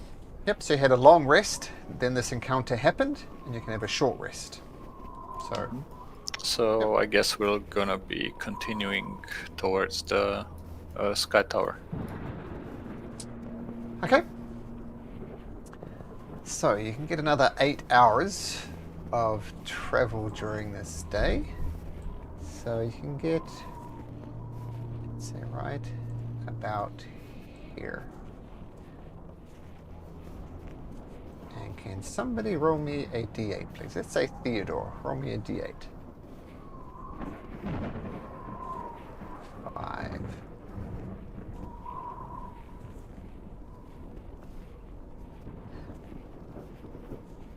Okay, so the day goes uneventfully. You travel through the day, and there is not 10 berserkers, and you reach, as you see, you reach about here. I guess we could. I guess. Yeah, sorry. No, it's okay. I just wanted to say we'll make a defensive camp. Yeah. Defensible camp. Yeah, and since we are going through the woods, I'll take some time and prepare some traps from the branches with my wood cutting stuff that I have. Why don't we just We take could you go. back here? Since it's almost similar, I'll remove all the other bits and pieces, but you've got a camp and a cart. So how would you like to put all this together?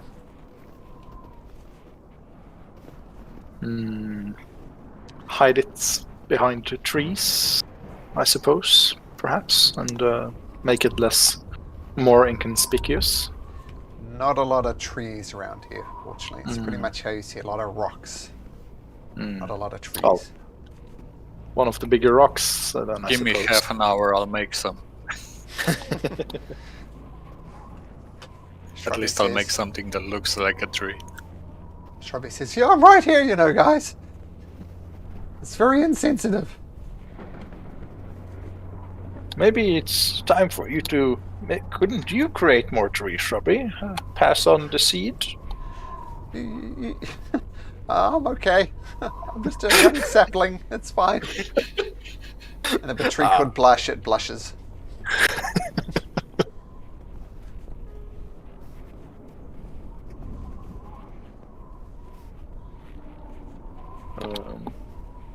Do you want to go hunting, Garrosh? Not a bad idea, actually. So you're hunting for a food to eat? That's the idea?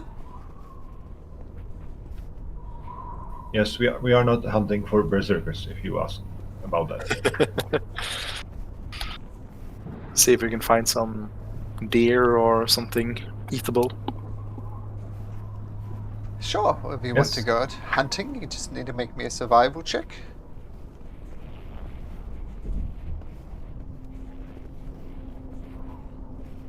I have also like a feature that I'm super Sure.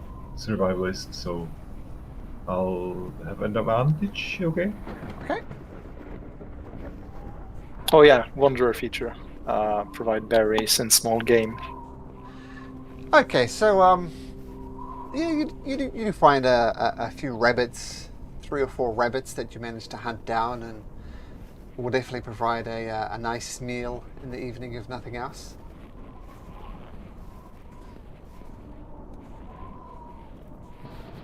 Yeah, Stax will want the pelts from the rabbits, definitely. Indeed. Okay, survival check for Stax. Yes. Okay, so 4 rabbit pelts for Stax. I'll write that down. Should I put them in the bag of holding where everything else is? We Yeah, should leave sure. it with Stax, and she will be wondering next session why she has 20 rabbit pelts. Good one. Yeah.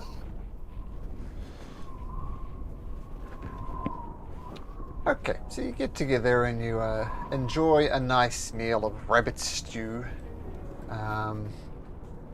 And you all take watch, once again, being a little bit more fearful considering you're attacked by the berserkers last night. But also the evening, it goes without hitch. You are not attacked. You take turns looking out for things, and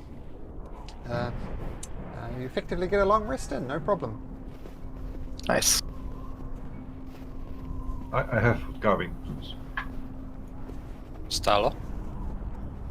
What? Sorry, who has wood carving tools? Me. Oh, Garrosh, okay.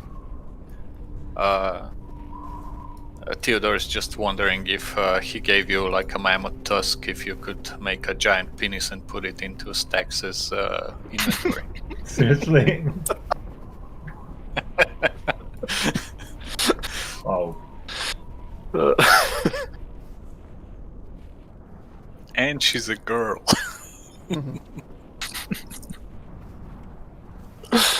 Well, you have to roleplay her, so if I put it into her inventory now, she would definitely slap me now. So Stop that. We have 2 more hours to make the most of it.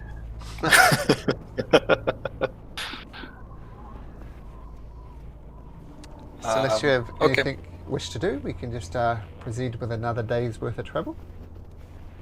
Yeah, sure. Yeah. Okay.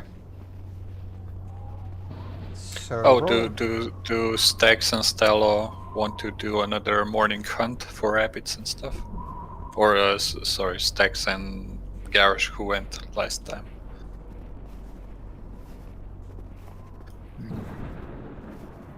I could go You for some mushrooms, perhaps. I don't think you find mushrooms unless they are in a cave or something. That's true. Frozen berries. Yeah, you can make some berry. This how is it called? These magical well, berries. Let's Yeah. say me and Garrett and Keegan put down the tents and the others go forage. Just Okay, so those foraging. Survival check. First one for Stallo. And then for Stack. Unfortunately, your hunt does not go well. Oh, Ooh, sorry, Stax. Stax. So what was Stax looking for? Small game, I suppose. Something like rabbits or easy So- hunting Let's targets. say another couple of rabbits, we'll say.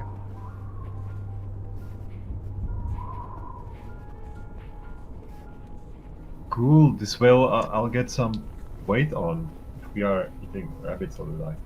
Well, it's still better than the fish. Yeah. And a survival check for Stax, assuming she wants to. Oh yeah. Skin them. Yeah, skin them. Let's see.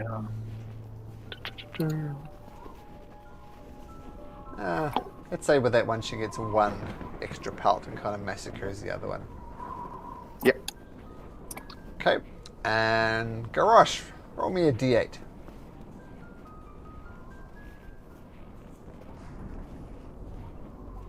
Eight.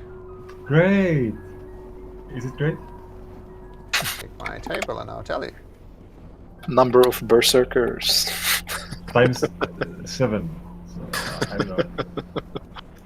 we can take Oh them. yeah. 10 temporary hit points as well. Do we have some spell that makes more damage depending on how many opponents you are facing? Like the more opponents, the more damage it does, or something. That would be helpful. 8 is good. You go through the rest of the day, heading effectively to where you need to make a decision to go to East Haven or continue east in the direction of both the Cave of the Berserkers and the Sky Tower Shelter. So, what do you think, guys and Stacks? Well, I suppose. How's Keegan and Garrett? How are you holding up? What do you think? Should we head back for some supplies in East Haven, or just stick to our route to head towards Sky Tower? Well, I think the entirety of the 10 towns could be potentially dangerous for us. I mean, we have been to East Haven before, not many times, but if we're recognized there, it's He'll bad be news. burned at the stake. Burned at the stake, and that actually rings quite true to you, because the very first time, if you remember, when you're in East Haven, there was literally a guy burned at the stake there. Oh, that was the wizard, right? Yeah. Yeah, that was not good. Okay. I actually like this wilderness trip, guys. It's Why not? it's good. Yeah. The landscape, and mountains. I really feel like at home. Yeah. And the great outdoors. It's Yeah, the fresh air. no stuffy towns. There's speakers and laws and yeah, And steaks. yes, steaks. And not the kind you eat either. Unless they're fish. Hey, Theodore, what do you think? Yeah, I'm fine with going straight to Sky Tower. No need for a detour. Let's go through this valley on the right. If we pass through it, we should be right next to where we are going, and we might even manage to drop off our esteemed guests in Sky Tower Shelter, and then go to the Cave of Berserkers. I think this order would make more sense if we want to minimize their trauma, I would say. Well, yes, the sooner we can settle down, the better. And while it's definitely a change, it's going to be living with the Goliaths. That's the life we have now. Come on, they are a funny bunch. Just look at this one. And I pat Stella on the back. I'm gonna smile like the Terminator in the second movie.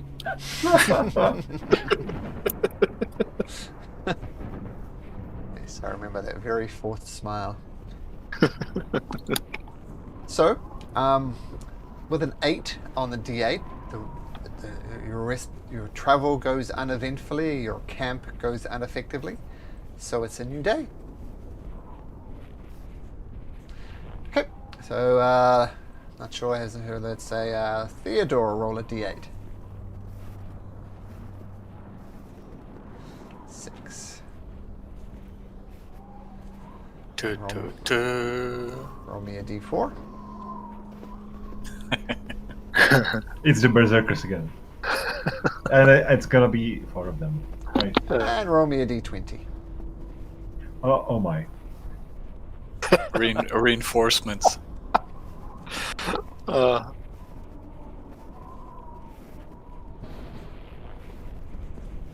Let's see. Did anyone watch the last Critical Role?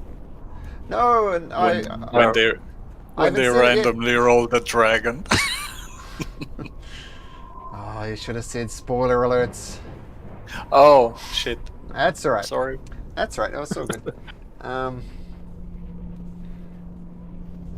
Okay. So, you do get your 8 hours of traveling, no problem. We'll set it up. Choose your camping map again. So Garrett and Keegan, once again, they take. Ayman and Tarok is not there. And all of you, we'll do it in the same order. Oops, sorry, I didn't drag her across. Same order as before. So, I'll roll a d4. And who was on third watch? It's either Stello or Garrosh. I think I was on third, Theodore. Oh, Theodore. Okay. I was somewhere there as well. Well, let's say Theodore. Second watch. Was Stax was first and fourth. I think I went third. Yeah, definitely not Stax. So everybody's in the tent. Feel free to place yourself wherever you like. Shrubby will be there. I'm totally sleeping in the armor tonight. Okay, got it. So that's where you're hanging out, around that sort of area, Theodore? Yeah. Actually, I wouldn't be right in the open, like somewhere near some rock that at least blocks the wind from one side. Sure. And make me a perception check. Make it with advantage. We'll say Snuggles is helping you out, so perception check with advantage.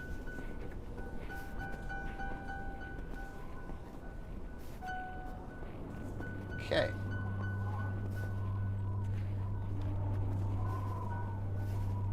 And I'm going to assume you're hiding as well. So make me a stealth check.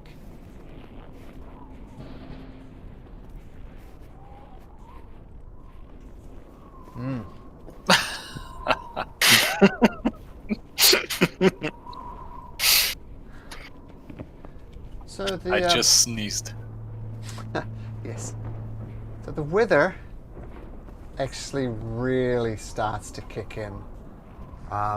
Everybody's safe and sound in your tent, but you're hugging yourself close as the blizzard weather starts to kick in again.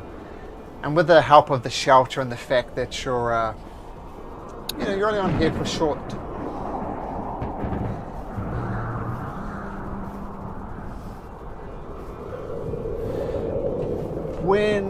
And you're keeping your eye out, and coming out of the gloom, you see it, and it sees you. It's one of these creatures you've seen once more, sent by O'Real, the Frostmaiden. And this thing turns to look at you, and you look at it. And as a result, I'm going to have make an initiative roll there, Theodore. So you kind of stumbled upon each other, and you get to act first. What do you do? I will dash toward the tent. Okay. Oh, you should have And you should have won the staring contest. Come on. and I'll take Snuggles with me just to log the direct path to me, or like a little over here. Okay. So that took your dash to get there? Yes. I'll also I'll cast Sanctuary on myself as a bonus action. Okay. Try on yourself.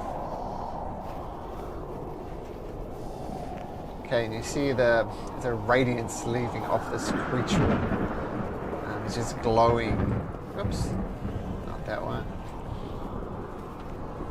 It's just glowing a pale blue light as leaves him.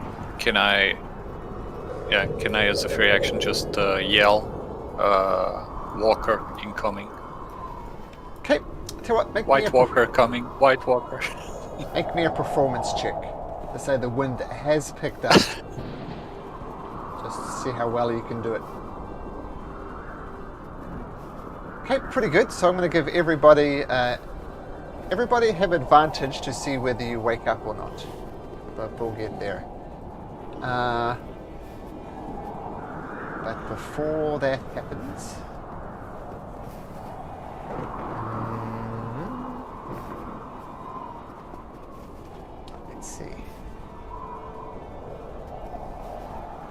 takes a few steps forward and lets out this horrid ray of frost from its central stalk. And this cold ray shoots and it's going for Theodore. It's a 7, so it misses. It should have rolled a will save first. Oh, well, okay, let's see But if it... doesn't matter. Its will save was a 12, so it fails. So let's say it goes for Snuggles instead, but it fails on Snuggles regardless. But this cold ray shoots out. And let's make sure it moves forward enough. 2 more, so it gets to there. Okay, so everybody roll into the initiative now. I can roll for Snuggles. Or Shrubby, rather. And we'll go Garrett. I think that's everybody. So Shrubbies! Actually, the first act. What does Shrubby do?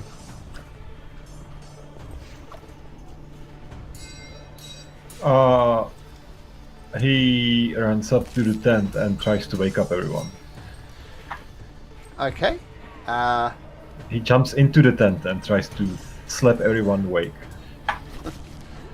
Okay, roll me a D3, and that's how many people Snuggles manages to wake up. A D3. Either 1, 2, or 3. So I'm going to say, Stello, you're awake, but Stax and Garrosh, not just yet.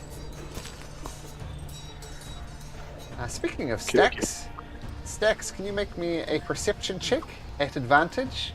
DC 10.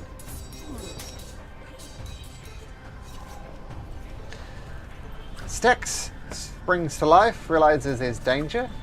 She was prone because she was asleep, but she does stand up. But she did use half her movement to get up.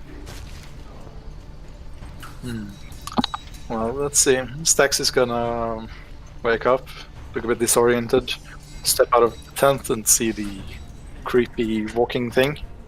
And, well, move it over here, so that's 15, 20, 25, and take a shot. Okay.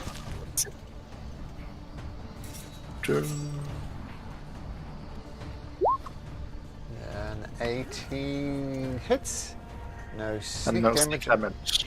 7 points of damage. Okay, what else does Stax do? She's gonna try to hide behind this little rock here. That's possible. Absolutely, that's a perfect hiding spot. Okay, and let's see. Garrett does not wake up. Theodore. Yes, I will use Bless at level 2 to bless myself, Stax, Garrosh, and Stella. Okay, very good. And that keeps my Sanctuary on, Okay. because it was non-attack. And I'll move behind the tent as far as I can. Okay.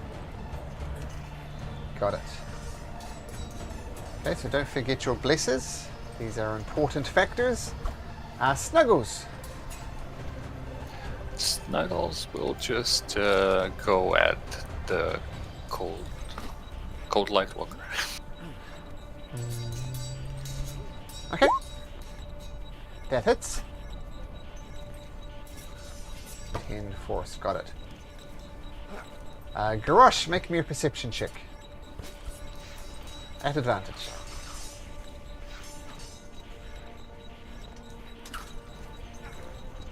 DC 10. No problem. You're awake, but I you're critically prone. wake up.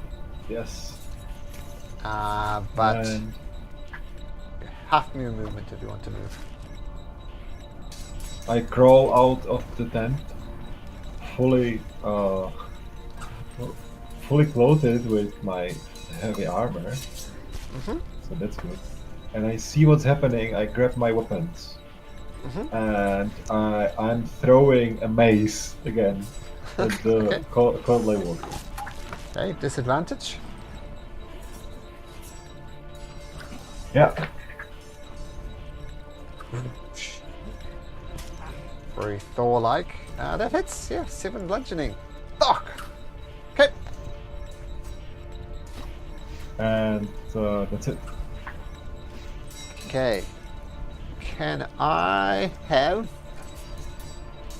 Snuggles make me a Constitution saving throw, please?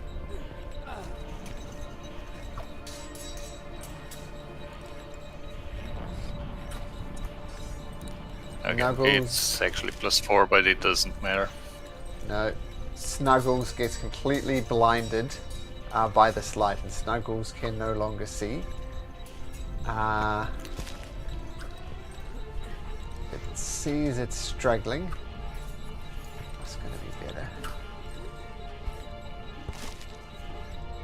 And it's going to move right over here. Can Snuggles make attack of opportunity? Oh no, it actually says that he has to see the target. So no. Okay. Can't see the target. Okay, so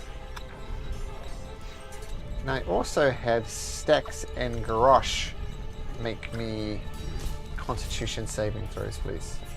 Stax and Garrosh. Oh, forgot to activate Bless, but yeah. Okay, they're both good enough. So you look into this blinding light coming off this creature, but you manage to shake off the blindness that could possibly come. As it takes 2 swipes at Garrosh. AC is probably a bit better, so one of these hits for 15 bludgeoning and 15 cold. I have resistance against cold, so it's 20. 22. How much was it? 22. Okay. All things accounted for. Yep.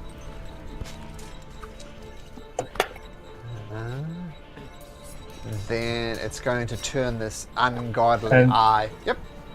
If one missed, then I'm taking a reaction to attack back Okay, got it. with riposte. Yep. And I'm wielding my greatsword. Okay. That does hit. So, yeah, 21. Yeah, 18 points of damage. Nice. And this creature's eyes, they do turn to you though, and this cold ray shoots out. But you manage to duck underneath it. And Garrosh, make me a perception check. Okay. I perceive everything, totally, yes. Stello. Stella is gonna assume he's prone, so 15 feet. So 20, 25, 30. If I could get over there Uh-huh. and look at Stax and say, "Make it burn, Stax." I'm gonna touch Stax's quiver and cast flame arrows. Ooh. So I'm concentrating on that. Extra d6. Nice. Yes, and bonus action, enter starry form of the archer and take a shot. Okay. 13. Yes. Does it, thanks to the bless. Ooh. Yeah. Okay. Let's see if Keegan wakes up. Wisdom advantage. Nope. Sleeping through the night, apparently. Shrubby.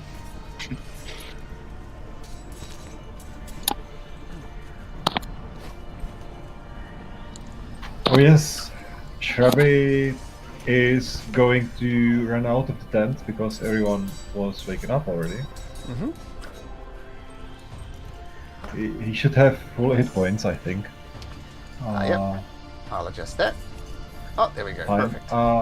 And he takes his branches and he's trying to pull the cloak of the Cold Night Walker to distract him. Okay. Got it. Stax.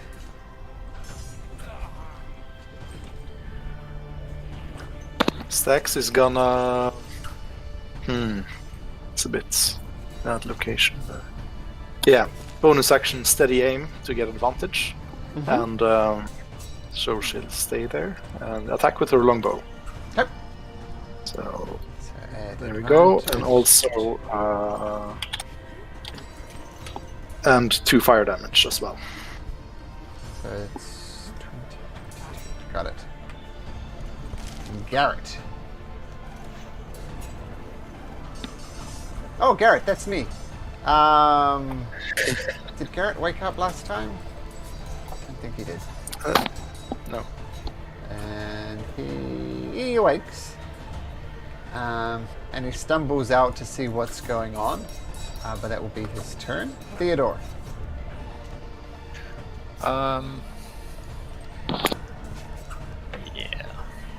Yeah, I'm gonna lose Sanctuary by casting Thorn Whip on the Cold Walker.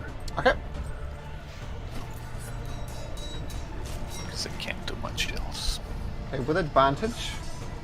Yeah, say with advantage with the help from Shrubby. That'll be Shrubby's action to help you. Yeah.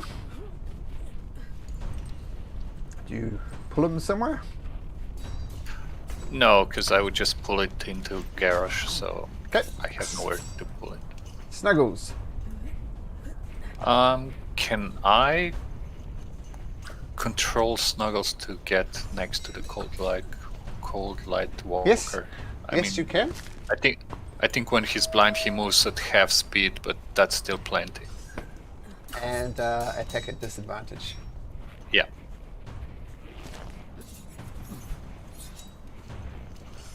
Nine does not hit. Okay. That's my turn. Garrosh. Well, I think I just lost patience with this guy.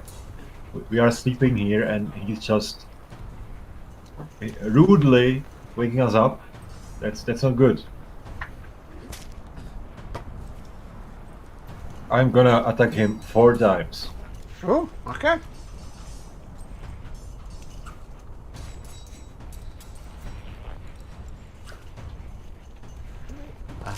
Miss. Hit. 3 hits. Yeah, it's not surviving that. So you carve into it, and this creature falls down. And as he falls down, you see the glow in his eye fade away, and you look down on it, and you recognize this person. You recognize this person as someone called Cray Sagor. Who can remember who Cray Sagor is? The speaker candidate for Goodmead? Nope. Oh, wait. Great. Let me check my notes. Let's see. I don't have the slightest idea. Yeah, I don't have him in my notes. Oh, yeah, it's spelled differently. He's chosen as a sacrifice for the Frostmaiden, picked from a barrel of names, father of a family. The first sacrifice in Bryn Shander. Oh, wow. That's correct. The very, very first sacrifice in the very first session of our campaign here, Cray Sagor's name was pulled. You recognize it as Cray Sagor. That's ominous.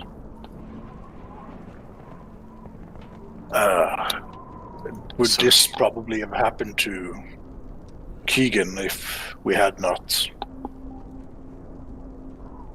intervened?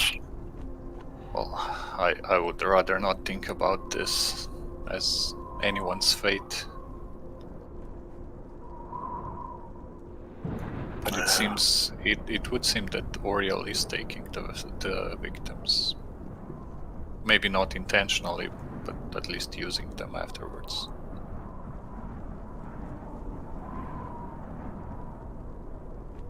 Well, Okay. free sacrifice, Can't turn it down.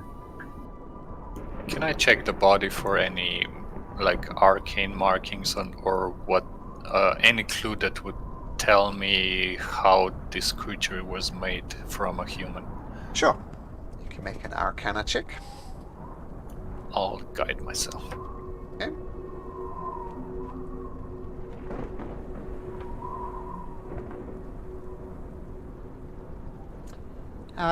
You're not sure. Um, it doesn't take a genius to know that this is something something Frostmaiden related. I mean, Cray Sagar was just a human, and this thing, whatever it is not a human.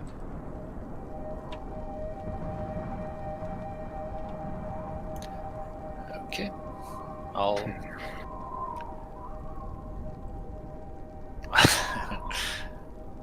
Should we leave a note on the corpse in case Oriole comes back for it? Like we want to talk to her or whatever. Something like that. I would have words with you. Parlay. I mean, peaceful words, preferably. She's pretty big, right? If you want to make a note, shouldn't it be big, like as a tent or something, so that she can actually read it? I mean, I can carve something into this big rock that's just next to us. And like we can lean the body next to it so she can't miss it. Screw you. Guys, I know of this spell that allows me to write words in the sky out of the clouds, and perhaps that would get her attention. Oh. And once we get her attention, what are we exactly going to do? Kill her? How are you going to kill her if you are going to be dead? I don't want to fight her. I mean, I actually want to know the reason behind her anger. Maybe it's something we can do to calm her down, or That would maybe be, something like that. that would Maybe be preferable. maybe we could ask her if she could go to this different land where they need these vaccines cooled down to like minus 70 degrees. You know, they would really appreciate someone like that.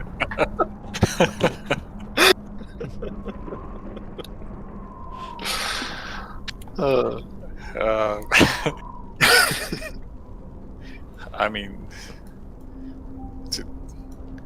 I don't. I'm just giving her a benefit of a doubt, because I want to know what's behind it. Something must have happened like 2 or 3 years ago for this weather to change, for her anger to flare up. Maybe someone actually did try to kill her, and this is her retribution.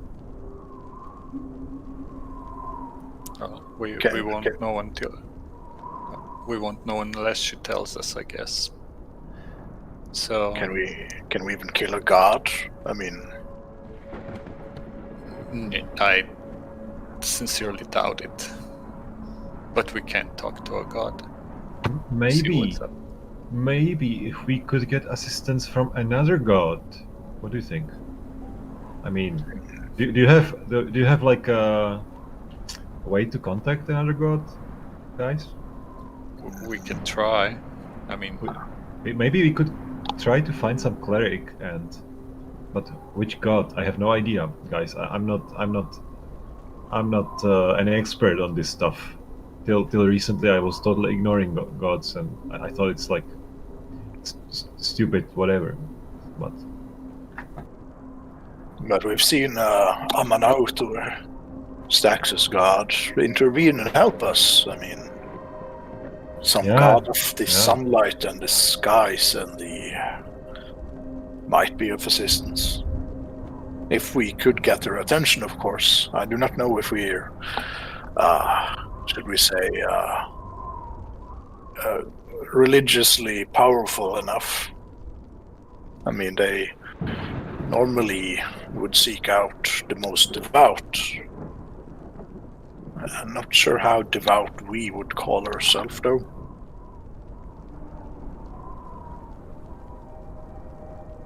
actually, Theodore, you are a cleric, right? so is Stax. Wow, we have 2 clerics. I couldn't. Wow. All right. I mean, I'll leave it to you, but probably right now we want to leave it again because we just killed this guy here. So I mean, I have no direct connection to Moradin, but I he does give me certain powers, so he is paying attention. Maybe you could you like ask him or somehow like some ritual or something, like maybe he knows more. He's the keeper of secrets, right, Mordin? Am I right, or is he Isn't another? everyone? Okay. But I can try. I mean, while you take down the tent, I can try and contact him. If it doesn't work, I can write I can engrave a message into that big pile of rocks. Maybe she'll listen if Moradin doesn't.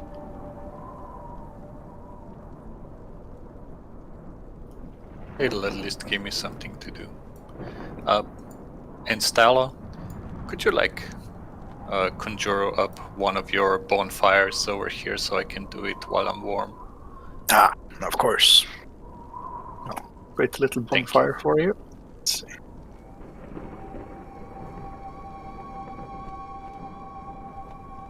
Easy Thank enough to do.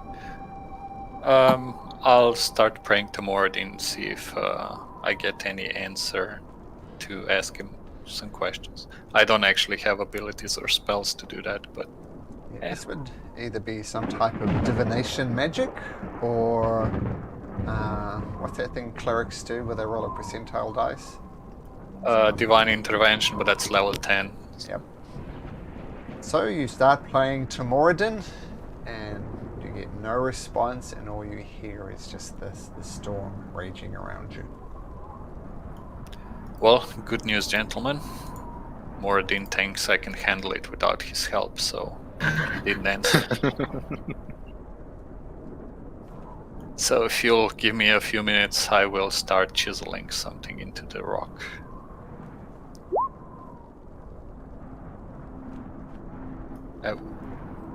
What do I write? Like, we would like to parley with you, or Goddess Oriel.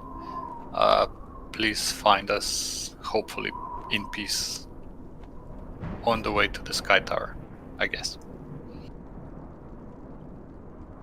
Would that be okay? I'll ask the others before I actually start chiseling. Maybe don't attract her attention to Sky Tower, you know?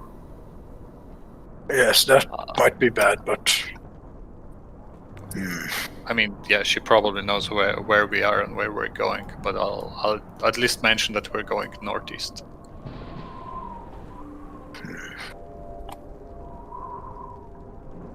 Depends. Others might see this, the Berserkers, and I do not know. Could write it in something they wouldn't know, but surely the Frostmaiden would know. In, say, either Druidic or Primordial, perhaps? Well, unless she speaks Dwarvish or Gnomish, someone will have to give me a translation. I could assist you creating a Druidic sign and how to write it in Primordial. That's the language of the elements. Surely she is something related to that, perhaps. And Yes. if she's not, she'll have a nice riddle, and maybe she'll be intrigued, you know, like a puzzle. Okay. I mean, Stella, I can just give you the hammer and some sort of a chisel from my tinkering tools, and you can chisel it out. I'm not so good at stonework. I think it might be better if I just assist you in telling you how to carve, perhaps.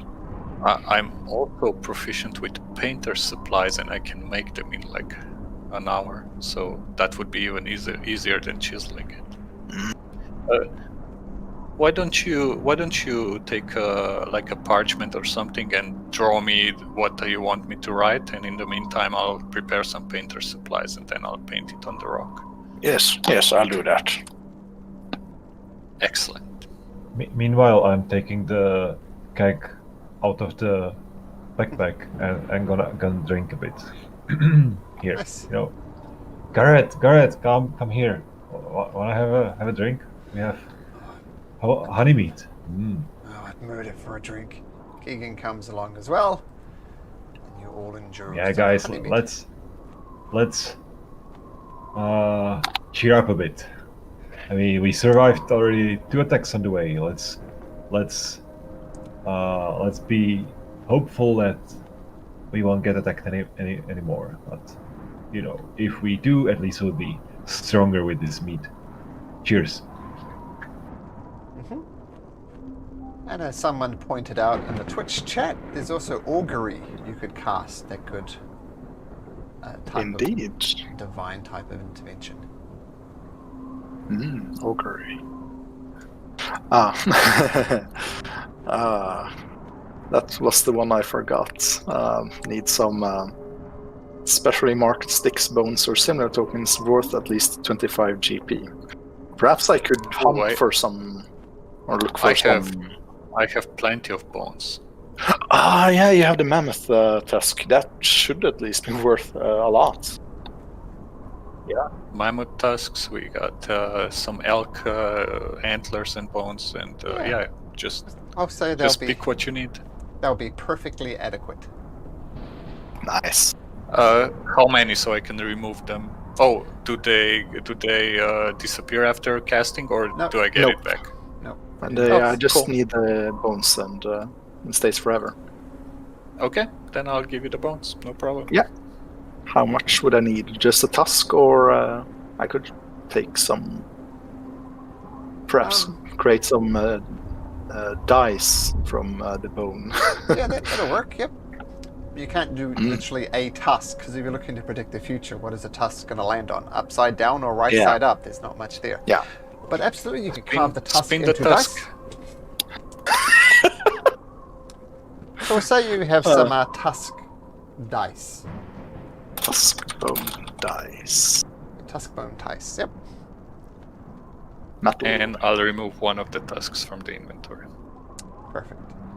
So if you want to cast that spell, bring up the spell for me if you have it prepared and all that other good stuff.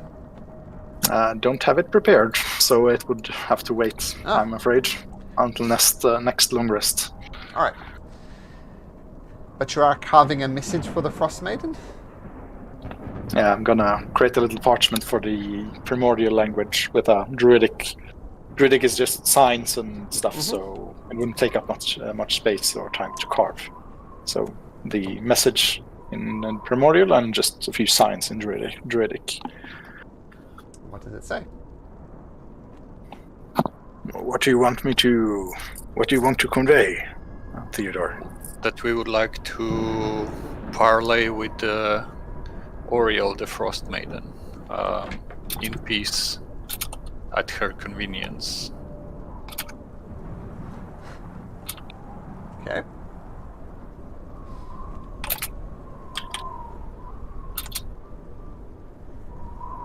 Do we right here? We want to meet her in peace and then crucify her servant. Hey guys, we mean no harm. We just murdered your guy here.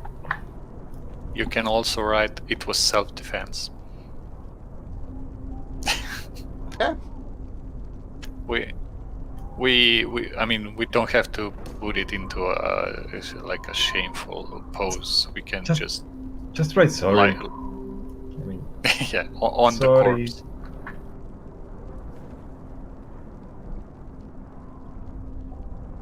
Is there some blood coming from him? We could just write sorry in blood. Nope. No. No blood. Stupid idea. Sorry, and an arrow pointing down at him.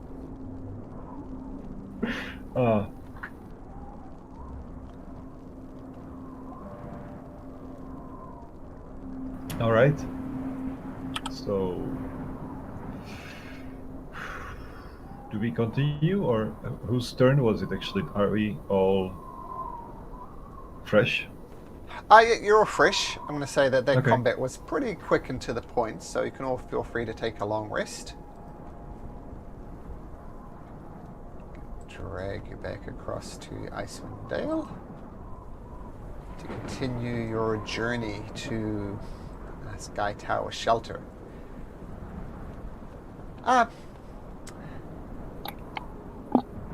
As you leave, you can't help but notice right in the center of the path, the travel you're doing, there's this massive, huge chasm cutting straight down the center of the path that you're on. It's almost as if the earth has opened up. And everybody make me a perception check.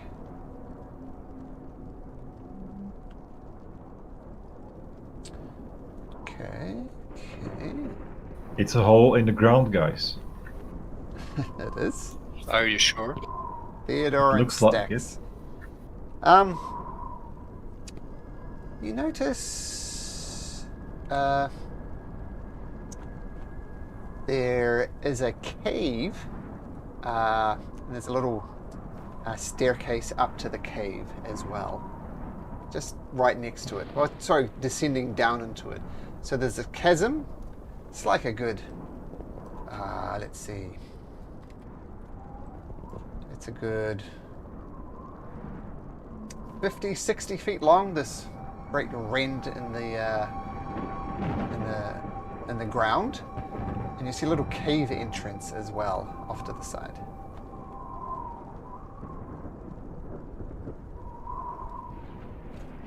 What do you do?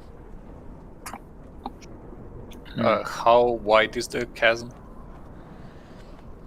40 feet. It varies in places, but at its widest, it's 40 feet.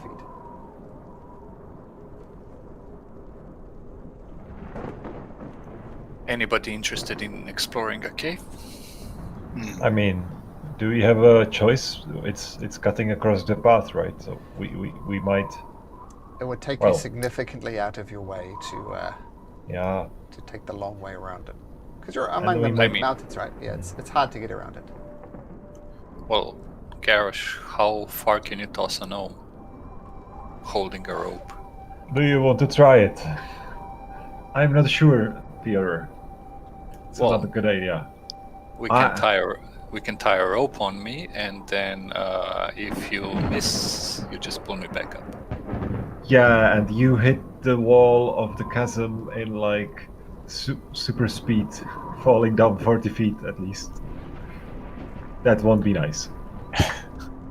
You can toss me inside a sleeping bag, so it's padded. I can toss you inside the backpack. If you crawl in the backpack, I throw you with the backpack, which is light. And then you crawl out. You either find out that you are at the bottom of the chasm, which, sorry, or you are at the other side. I thought I was the brains here. No, I mean, we take out the keg with honey meat. That stays with me, right? No, it's actually I wouldn't have thought of that, but that's actually a good idea because the backpack is much lighter than the gnome, than me.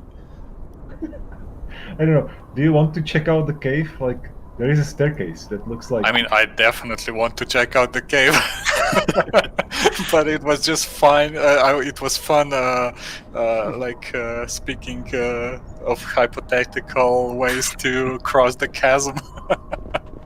Well, so now we know if we need to do it. We But could we won't get the cart around.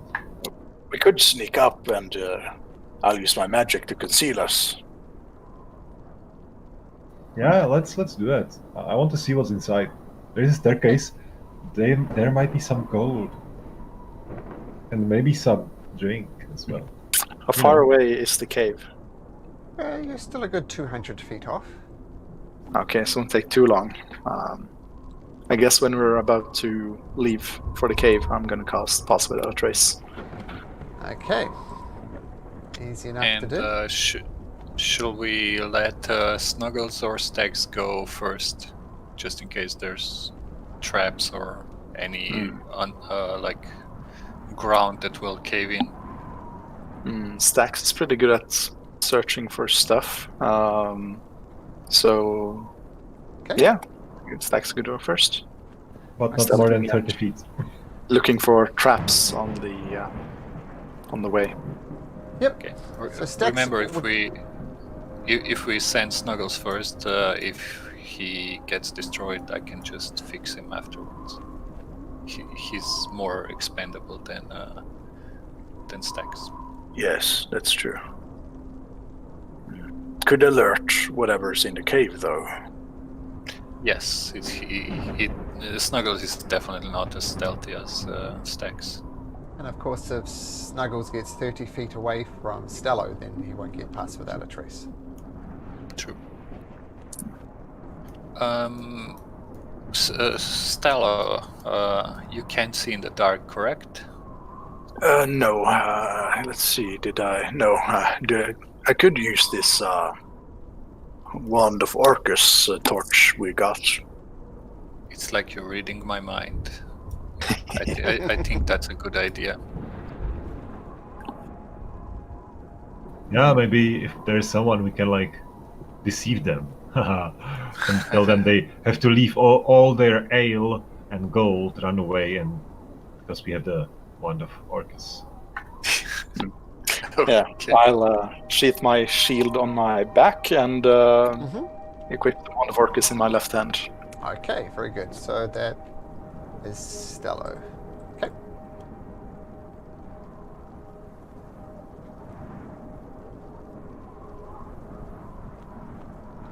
Okay, so it sounded like Snacks guess- was sneaking up. Stack sneaking up first, and we're staying just a bit behind, so I could give her and us a possible trace. Okay, so let's have everybody make a stealth roll then. I'll roll it for Keegan and Garrett. Stealth, Dex. So 24 for Garrett.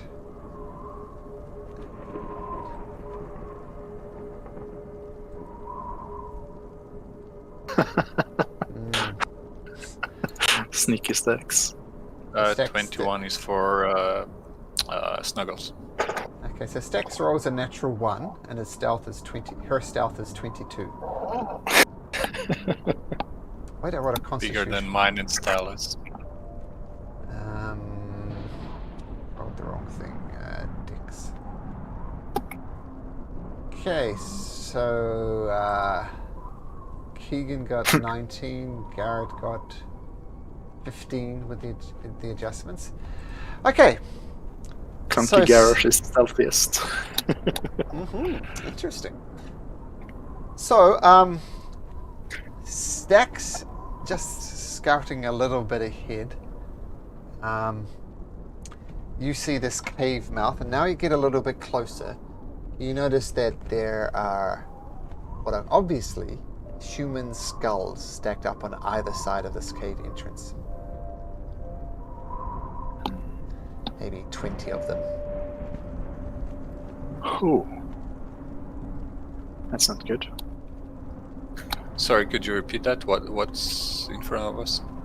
So just there's this cave entrance that kind of goes down. You can tell it goes down, and stacked up on either side of the entrance are human skulls. About 20 of them in all. Okay, skulls. I will. If we can take 10 minutes, I can cast Detect Magic, see if anything shows up. We're a bit out in the open, though. It would be a bit dangerous. And from where Stack is, okay. she can peer down into there, but she doesn't see any movement, but you just see more human remains, like rib cages, legs, but they're all differently. They're not rotten humans. They're just the They're bones. cleaned. They're cleaned. Oh yes, they're cleaned for sure. I'm Cleaned or just gonna rotted away cast. so much that it's rotted away completely. I I'm don't gonna think it's cast magic. Detect. Sorry. Well, but something else might be, and I'll cast Detect Magic as an action, and then use my Pearl of Power to get the spell slot back. Okay, you cast Detect Magic. What's the range of Detect Magic? D&D, I think it's 30. 30 feet, yes. Yep, but you're... yeah, so it will say you just get up to within 30 feet of these skulls. They are not magical. Okay. We'll see if anything pings in the next 10 minutes while we I'll let you know. go further. Okay, Okay, I guess what I'll do... continue. Let's go. Now I'm just going to drag you onto a map.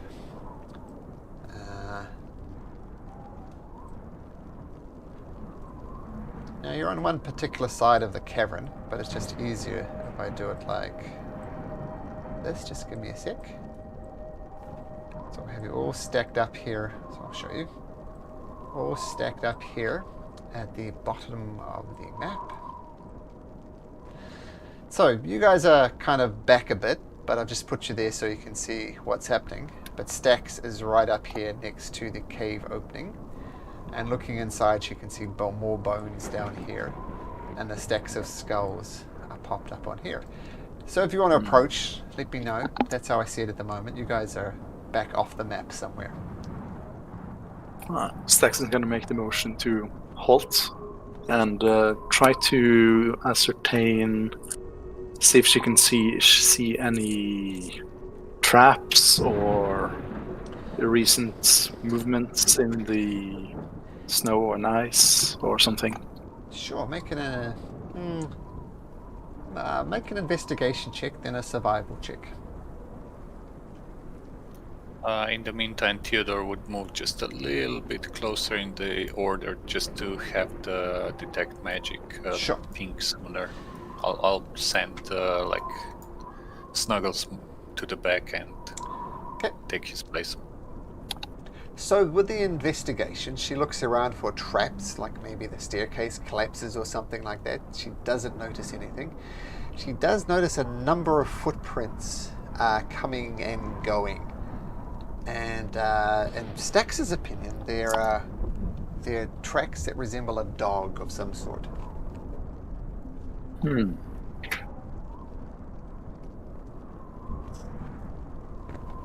Stax is gonna sneak back and relay that information to the rest of the group.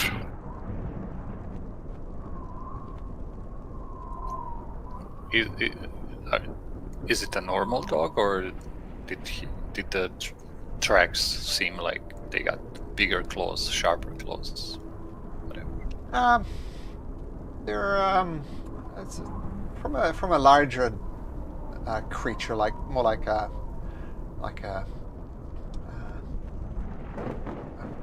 German Shepherd, that sort of dog-sized tracks.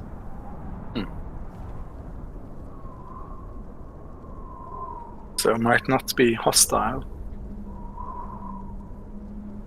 We now won't know.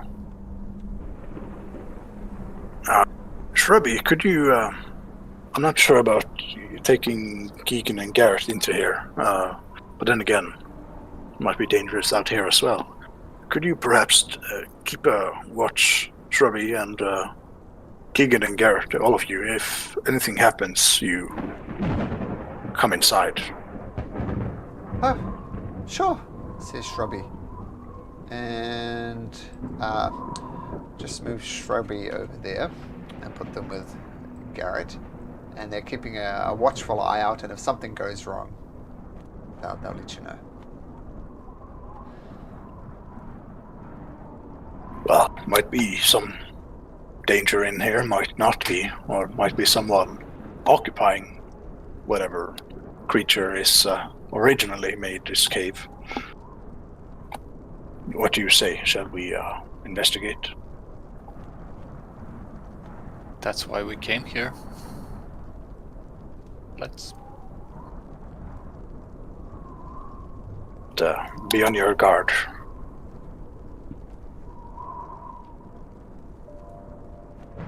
Stax, you wanna go ahead? Yeah. And I'll follow like 10 feet behind Stax with my detect magic just in case. Okay. and pass without a trace would still be up. Yeah, that's 1 hour. Yeah, 1 hour. So I think. Detect magic is only 10 minutes, so it'll Yep. wear off sooner. Yep, I'll let you know, but still nothing is pinging. I'm going to have you all make another stealth check as you got back and talked and planned. So everybody make another stealth check, plus 10. So Theodore, 23, 24, 20, and Stacks. 15 for Snuggles. 33. 33 for Stacks. Okay. What do you do? Well, Stax is gonna creep about, see if she can see anything. The entrance to the cave. This is not Ah, obvious, but the there's- cavern descends down into there. Okay. Okay, Snacks sneaks down and she sees something. Well, first of all, so inside of this cave-type structure here, you see the crude steps lead down to a frigid 10-foot-high cave filled with a putrid stench. The mostly broken bones of humanoids and animal lay scattered across the icy floor amid bits of metal and torn strips of leather. And as Stax pops through, she sees a creature. She sees several creatures in a cavern further to the north. And she takes a closer look. And there seems to be some type of crude stone altar with a mountain goat's bloody head resting on top of it. And it dominates this cave. And the floor around the altar is littered with gnawed animal bones. And you see this weird creature, which I can show you, which will show a little bit of the mystery revealed. But Stack sees this, these creatures all taking turns gnawing at this head of this goat. And they're just cackling like no, they take a bite and rip its flesh off, and then they're all going around taking turns. Sometimes they bite at each other as someone tries to take a bite early, but they're all got this goat heads rested on the altar, and they're all taking turns kind of gnawing bits of flesh off it.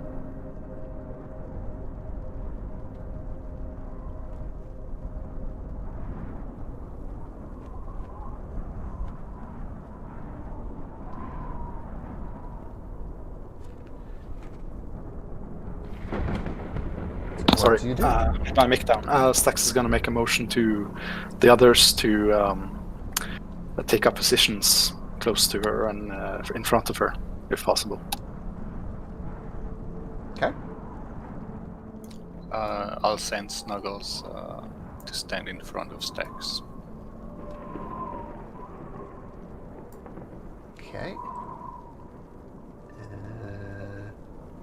Now I do need to point out that, Stello, you're carrying a torch. Indeed. Are you still carrying the torch? I think seeing the danger and the enemy perhaps spotted, he would take it down or cover it in his backpack Done. and take up the shield in his left hand again. Is it dark in here at that point?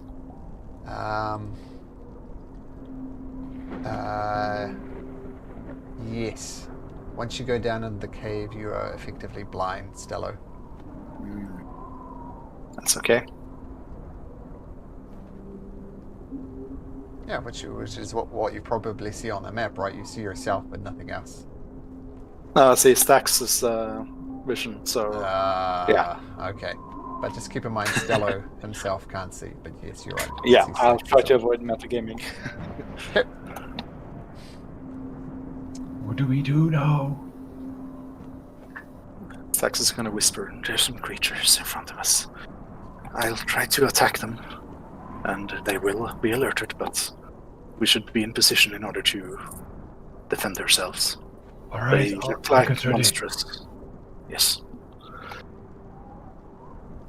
Already in Prepare an action. Yeah. Stax is gonna steady aim and try to hit whatever this creature is with her longbow. Okay, sure. You can do that with advantage. My ready action would be something a little different, if possible. If the creatures attack back, I'll light up a torch and put it on Snuggles so he can be the source of light for Stella. Ah. Okay. Oh. But that's a ready action, depending on what they'll do. Well, Stax does fire it off. And the arrow goes, what's that? 15, yeah. Goes straight through the neck of this creature. And it drops to the ground. And all these creatures start and look at you. Let's roll for initiative. I know you had some prepared actions going. But...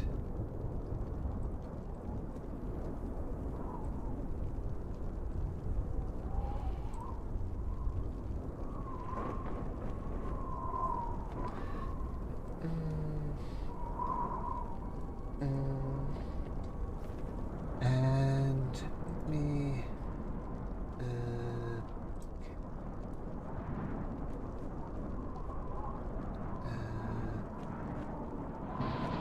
okay. Here. So, Stax lets her bow by and it crashes into this knoll and it falls to the ground dead. Oh, I didn't actually roll them into the initiative. That's important.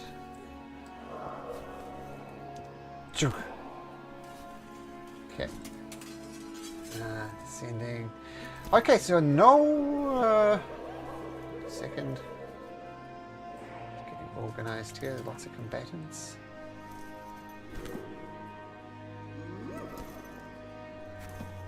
Oops.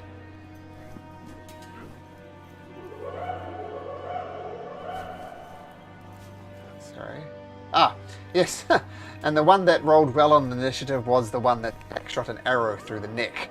So it's not going to get a turn. Garash, what were you doing? Well, I thought they would run up to me, but I'm losing patience and I'll run up to them. Okay. Do we get to do our ready actions first? Sure. Yes. Okay, I'll just do the torch thing. So 15 bright light, 15 dim light. Okay. From Snuggles' position, yeah. So Snuggle lights up. Okay. So, yep. You do that. It doesn't really matter since you can see anyway, but for completeness sake, we'll let Snuggles emit some light. Okay. All right. Yeah, seeing in the dark, I run, encourage their seeing the first knoll falling to the ground, dying, and I roar and I swing my great sword and hit the first knoll. Okay. Fully, I hope.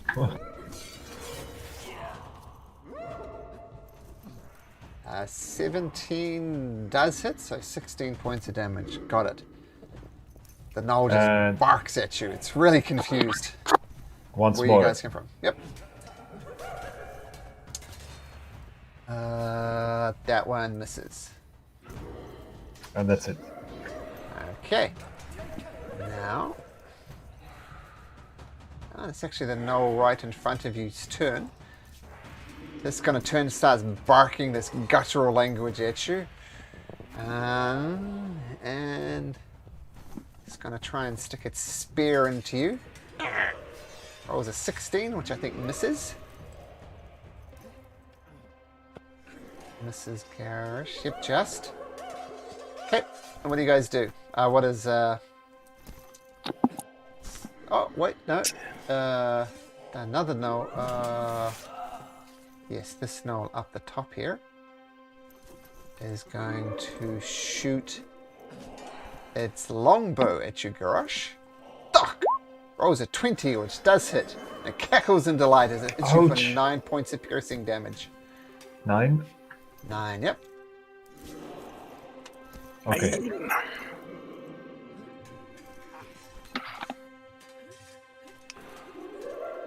Stacks? No? Yeah, stacks, yep, sorry.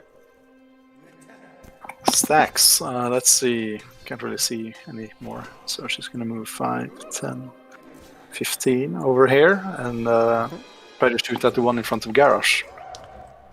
Okay.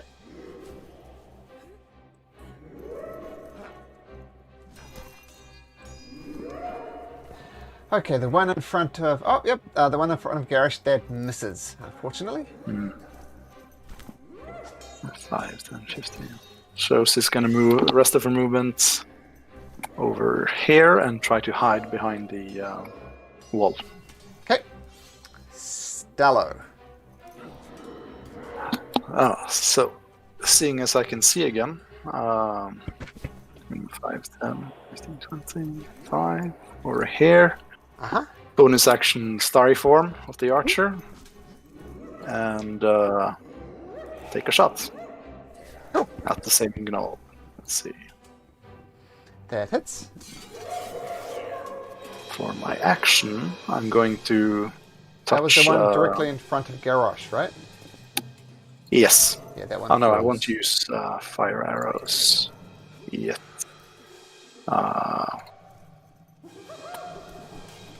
No, I'm just going to take a dodge action just in case. Okay, got it.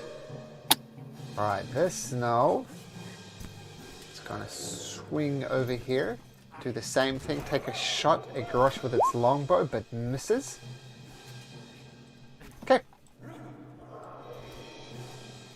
So Theodore, what do you do?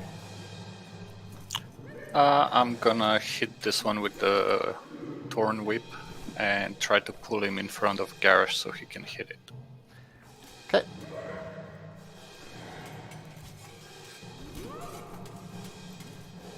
So Thorn Whip, which guy, sorry? This guy here? This one. This That's one? the only one I can see.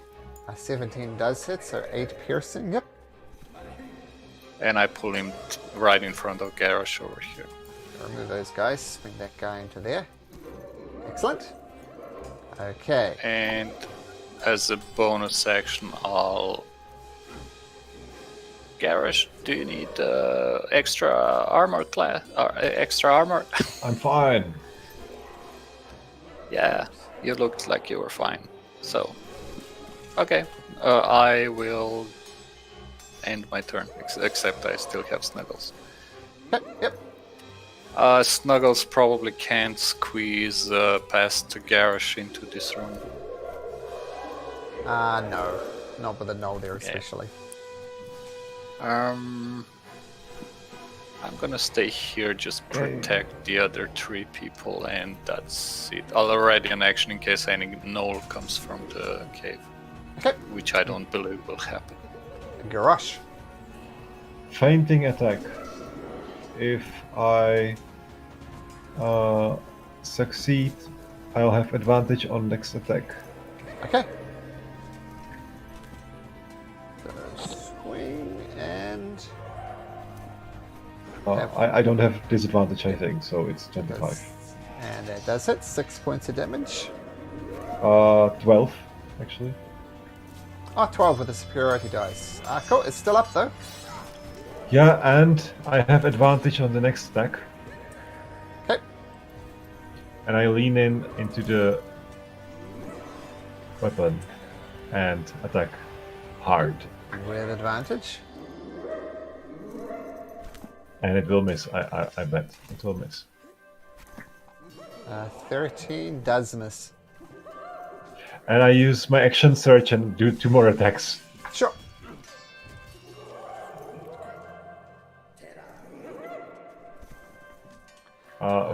Without advantage, actually. So 25. That one kills it. Okay, so I run up a bit and use the last attack on this guy. Okay, so that'd be a 16 to hit that guy. 16 does hit, so 6 points of damage to him as well. And Okay. Yeah. And bonus action, second wind Okay. to gain some HP. And that's it. Okay.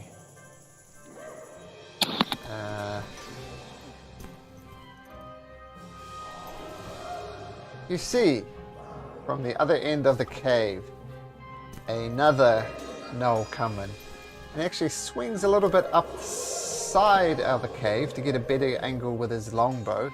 And he takes a shot at Theodore. Fuck! Rolls a 15. Which misses. Okay. This... No...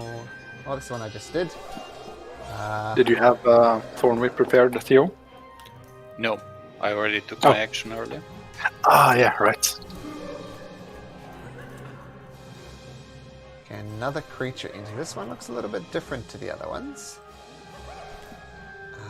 Coming up from the bottom of the cave. And it's going to...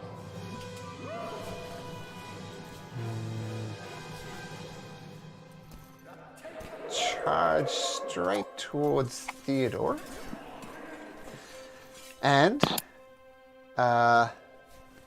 it's going to try and claw you with an 18, which hits, I believe. Just hits, yes. Yep. So first of all, take 8 slashing points of damage and make me a Constitution saving throw for your concentration.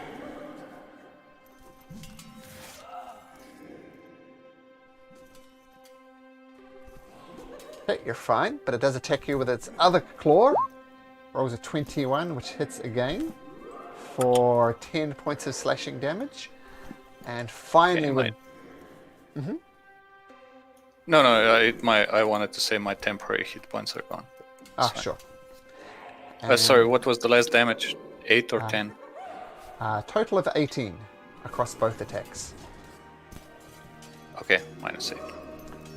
And while it's got you both in its claws, it reaches forward and tries to bite your head, but it misses with its final attack. And it's just cackling maniacally at you. And Does anyone else think this token looks like Jar Jar Binks? Gotcha, things. I've just been clawed by Jar Jar. Darth Jar Jar. Jar Jar. Okay. So that's its turn. This is what that one who just shredded you, Theodore, looks like. Looks like this. Oh, totally different. And another gnoll comes charging in, but it can't attack. But it gets right to here. And so that's that one, that one. This one can swoop in. It's going to go for Theodore again. Tries to jab you with its spear. Ugh! Rolls a 13, so that misses. Stacks. Zax is gonna...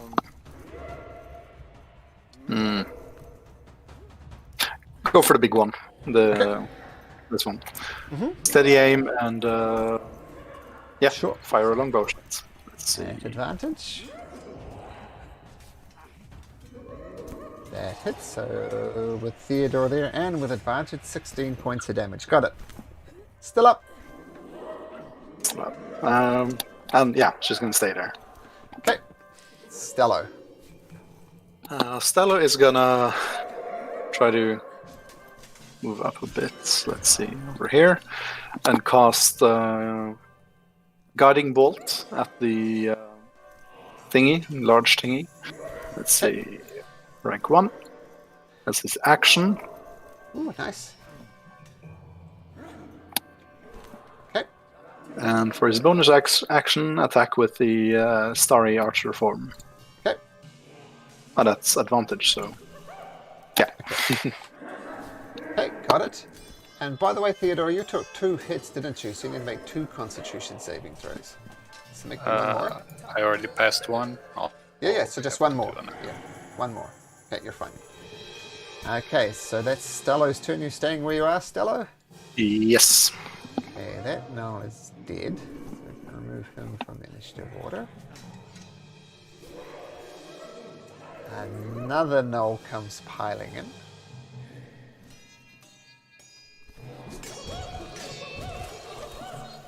Now once again, it sweeps down here and goes for Theodore. Stabs Theodore. Actually, it's not going to do that. It's going to swing back here behind its buddy, and it's going to take a longbow shot down the corridor. I'll give you +2 to your AC, but it rolls a 21. So that just hits. Oh, shield. Shield. Okay. Oh, Could have used shield at the beginning. Okay. Okay. 2 more no's appear. It's an all party. This one charges down to there. This one's going to charge in melee. So the first one's going to try and shoot you, Theodore, with a longbow. Of course, your shield is still up, so it rolls a 22, which... It's 23 now. 3. Okay, nice. And the other one's going to try and stab you with its spear, and rolls a 10. So miss, miss, miss. Theodore, you're up. Yes. I will. 23. I'll try to move away without disengaging. Okay. Hopefully not. Nobody will hit me, and I'll move. Actually, over here. Okay, so that's 3 attacks of So- opportunity. You still want to do it? Yeah. Okay. Yeah, against 23 AC. Oh, that's true. That's true. So the first one tries to stab you with its spear, rolls a natural 20, and that will be 11 points of damage. Okay. The next creature, the big guy, is going to try and claw you. Rolls a 22, so that just misses. And the Wow. and the final no does the spear thing again and rolls a 7. So it took 1 hit for 11 points of damage. Snuggles! Oh wait, I still have my action. Oh, sorry. Sorry, you're right. Also, just for because of rules, the shield only lasts until until the start of my turn, which means I would use another one once Sure. I ran away. So Sure. I used 2 slots. Yep. Okay, so I'll.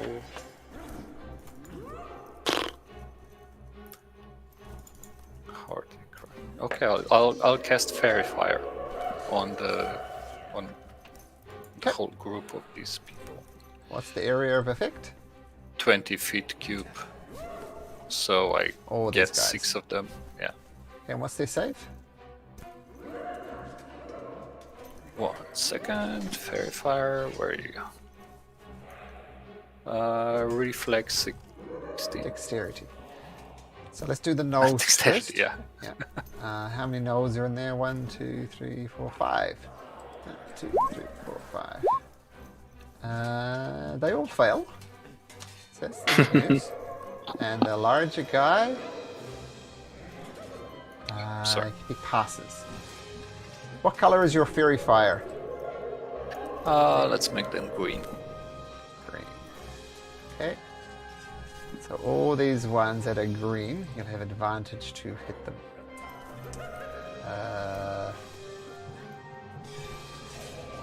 Okay, so while I'm setting these tokens up, what does Garrosh... Oh, what does Snuggles do?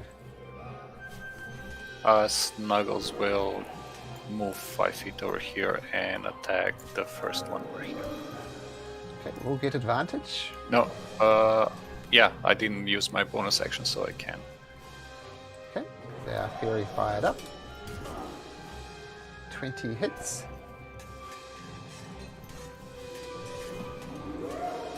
Five points And of damage. that's the end of my turn. Okay, Garrosh. I move away from this guy. Yep. Will he attack? Reaction? Let's have a look. Yes, he will. So let him try it. Okay, he tries. He tries to snap at you with his bite and misses terribly with a 7. I attack back. Resurrection. Okay. I see what you did there. 22, 7. Superior 1. Yep, Awesome. got it. Okay, so you slap back at it, still up. Alright, and I'll continue and use my action to attack at this guy with advantage. Yep, because of the fairy fire.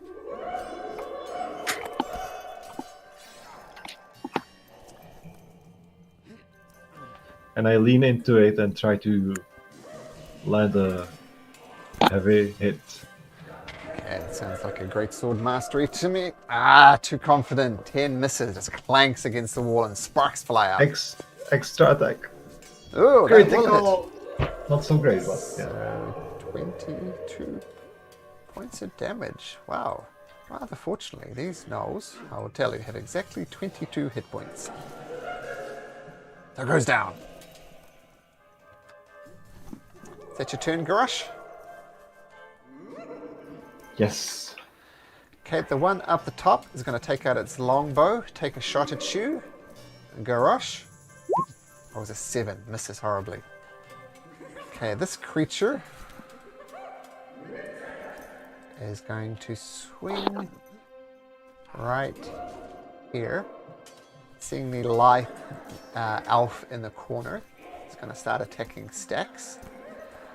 First of all, tries to claw Stax. Grah! 13. What's her AC? Her AC is 17. So that one misses. It claws again. Oh, it's a 12. Come on. Finally tries to bite her. Ah, 3 misses. Come on. That wasn't so good, but still have other things. This one, it's going to shoot. I'm going to swing down here. Trying to get a bead on this pesky Theodore. Is the shield visible? The magical shield? Hold on. Invisible barrier, actually says. So it doesn't know this, so therefore it's going to attack you with its longbow. It's going to be a tough shot. Nah, terrible. Misses. The next snow is actually dead, so you can go away. You can go away. And this one is going to come over to Theodore. Once again, not knowing about the shield. It's going to try and stab you with its spear. Misses. Bounces off. Looks a little bit confused, but yeah. And Stax, you're up.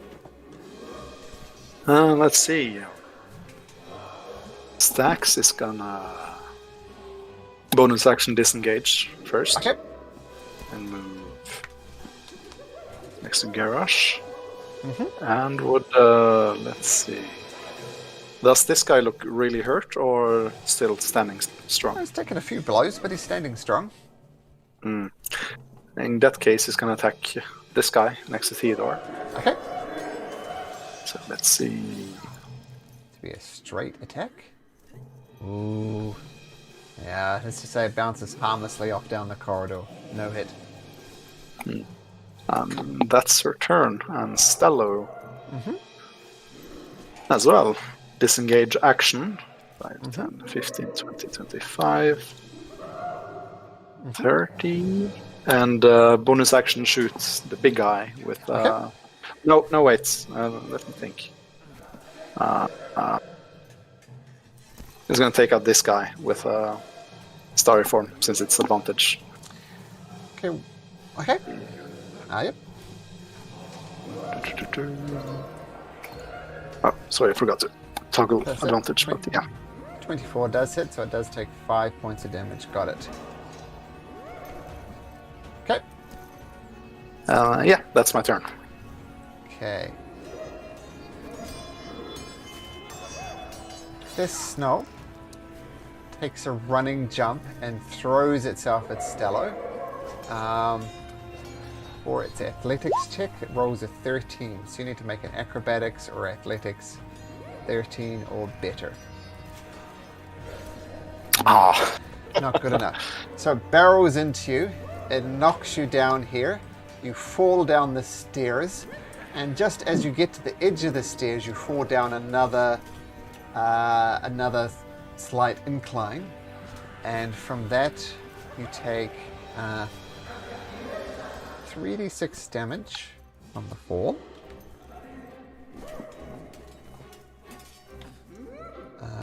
3d6. Oh.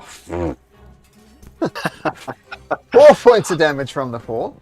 And make me I still got my temporary HP. And what are you concentrating on? Concentrating on pass without trace. So, okay, so let's see. No! With my that plus fails. 7. That seems like stealth is not the thing to do here. And make me an athletics check. To see if you maintain your... no. You have... Nope. You stumble down a little bit and you fall down into the chasm itself, prone on your back. I'm gonna shout out, guys, it's dark, I can't see! Ooh. Ooh, that's You true. do have that button that emits light, don't you? I made it for you with magical tinkering. Oh, yeah. Hold on, Stalo, we are coming for you. We won't Okay. let you alone. Okay, this So creature... dark. Here you are, that's true, you're in the dark. I know you can see... You probably... What do you see? Because Stax doesn't have a line of sight on you, so... Oh, it's interesting. Okay, but this Snow takes a longbow shot at Stax. I hardly ever get to hit. Rolls a 20, so Stax... gets 5 points of piercing damage against Stax. Let's see. Bumps into her 5 chest. temporary. Well, I think I did these No's in the wrong order, but that doesn't matter. We'll get this one here to also take a shot at Stax with its longbow. Fuck! Rolls at 12, so that misses. And now it's Theodore's turn. I'm gonna cast Torn Whip on this one. Okay. And try to pull him closer to Snuggles. Okay. With advantage, right? Yes, he's verified. Yep, absolutely. Ugh! Oh, good. Pulled forward. Good damage. 10 points of damage. Got it. And that's it for Theodore. Then Snuggles will just attack this one. Okay. Ugh, Misses. That's a no shocker. go. And he'll just move 5 feet over here. And that's it. Okay. Now.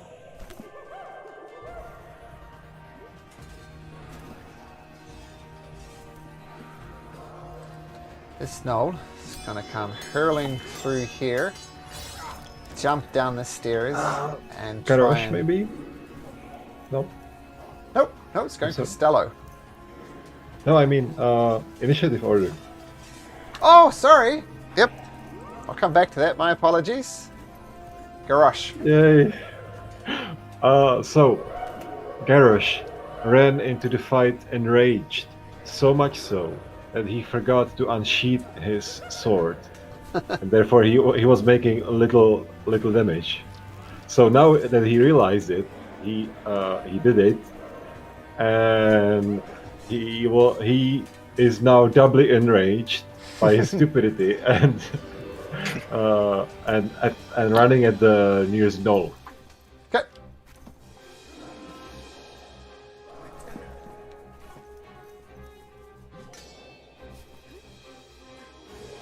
This is against this one? Yes, the Yes. with advantage. Well, Goes down. and the next attack, I'll continue the momentum from killing the gnoll, and I attack the even uglier looking big Sure. gnoll. So second swing, that hits too. 14, nice. Yeah, without advantage, but it hits, I guess. Yeah, 18 hits, does it, yep. That's it.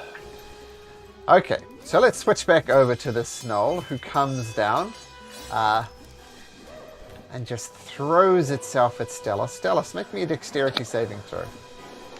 Okay. Okay, so it does land on you.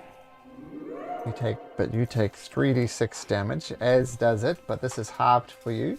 Oh man! So the creature takes 5 points of damage. So it lands right next to you. And you don't see, so I won't describe something. And now it's the big guys go. Didn't like being hit by Garrosh. Snuggles will give him disadvantage on one of the attacks. Okay, so first attack against Garrosh is a claws at disadvantage. Oh, reduces a natural 20 to a 14, so well done, Snuggles. If he misses, I use the opening to attack him back. Okay. Plus 1d8 to damage, sorry, I forgot that. Okay. So 16 damage. Got it. Okay, so the first claw misses, the second claw hits, and the bite hits. Oh no, sorry, the only one claw attack hits for 9 points of slashing damage to Garrosh. Okay, this Snow is dead. This Snow is going to attack Theodore with its spear. My nose gone. With its spear. Ugh! What was a 17? Which misses. Stacks. Let's see, Stacks. This time she's gonna steady her aim. Try to kill off this one next to Theodore. So advantage. That no goes down. Yeah, and she'll stay there because of steady aim.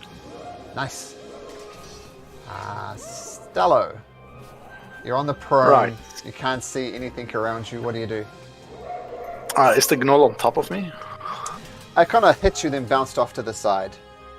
You can hear it breathing just to the west of you. Okay. Could I take an action to retrieve the Wand of Orcus and just lay it on the ground next to me so I can see? Sure. That will be your action, though. Yeah, that's okay. I got a bonus action attack, so. Okay. What's it doing? Okay, so I'll give you some light that you can see by. What's the radius of the light? It's a produce flame light, I think. So let me just double check the spell. Oh, a continual flame was it? Like a torch. So I think torches are 15. Okay, so I'll just do it like that. Yeah. Singing all on the ground on the floor next to him is gonna stand up, Okay. take his bow and just point blank the gnoll next to him. Okay. See advantage. 5. Got it.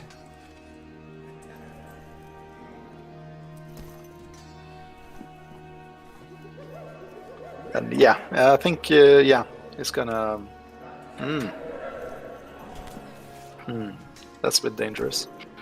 He's gonna see the ravine next to him. He's gonna get all frightened and try to just back up recklessly against this corner, like throw his back against the wall. Okay. Let me just. Whoops. There. Just one sec. 2 back.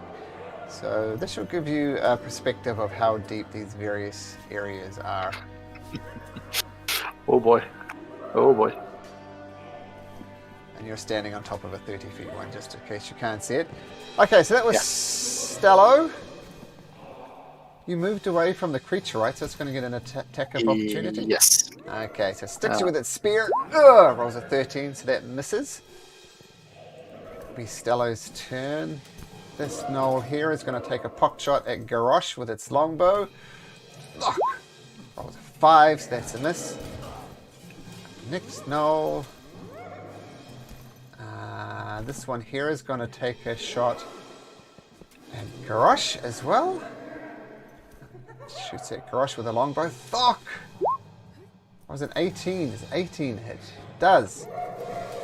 So, Garrosh, you get hit with an arrow for 2 points of piercing damage. Finally, this guy. You are next, no. Is also going to take a shot at Garrosh with its longbow. That was a 6, so that's a miss. Theodore. I'm gonna use the Thorn Whip again to pull this one next to Snuggles and Garrosh. Okay. Let's attack with advantage.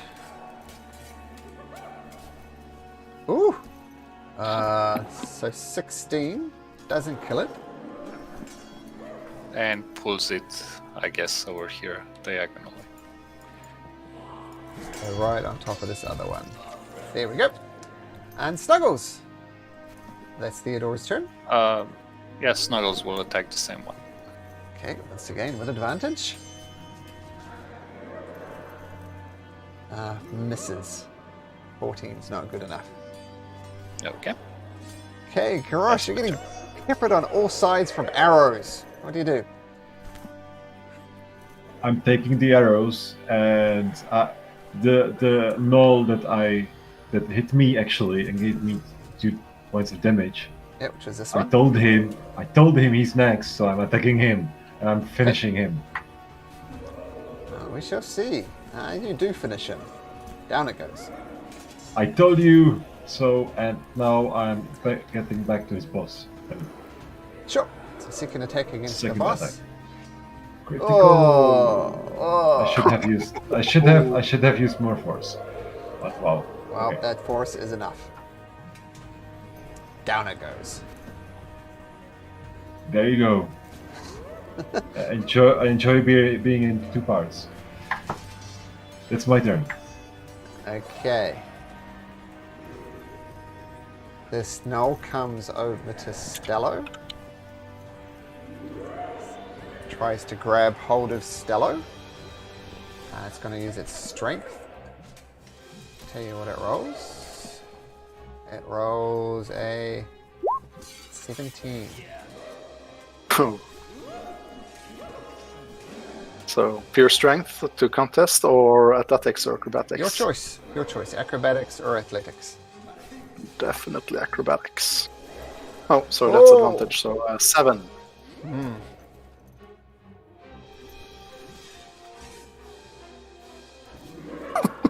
No! So, Hold on, Stella. Hold on. I mean, You literally, take- hold on somewhere. you take that much damage from the fall. Because you did fall see. 30 feet down and then to the 100-foot ledge. Yeah, this is a bit of a kamikaze for the gnoll, but it dies, but you do take 32 points of damage. So that gnoll is dead. That's dead.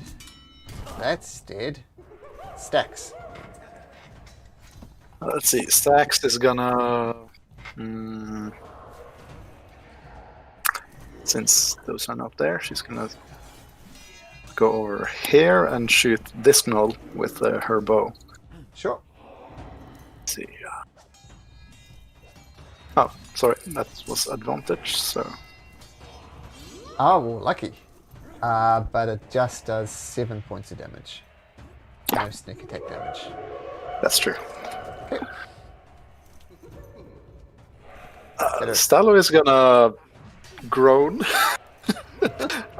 See if there's any way out of this ravine, and he's gonna mutter incoherently, "The same fate, the same fate. I'm suffering the same fate."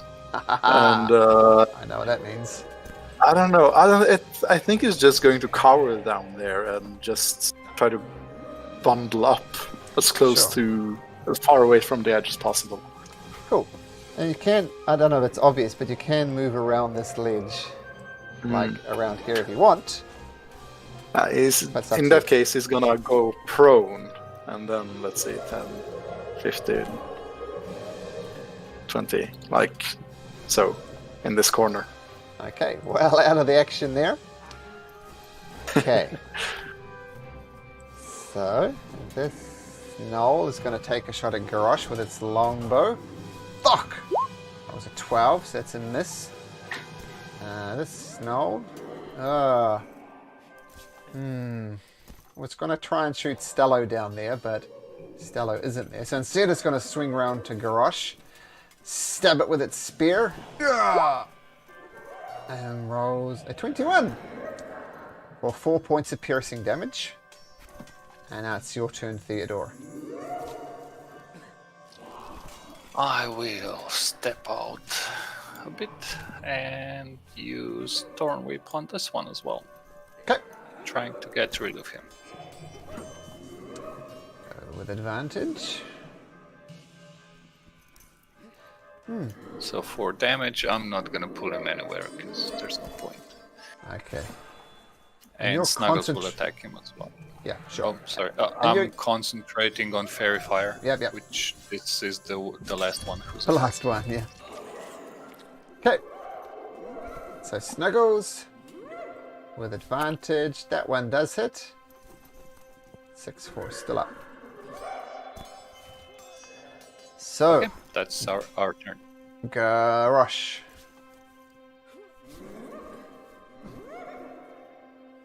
All right.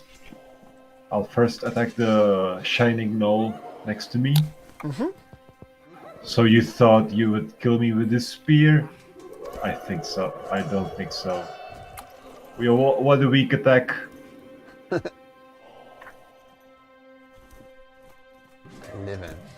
Cleave the knoll in two. And I run over him. So that's 3 moves. And I run down the stairs. Okay.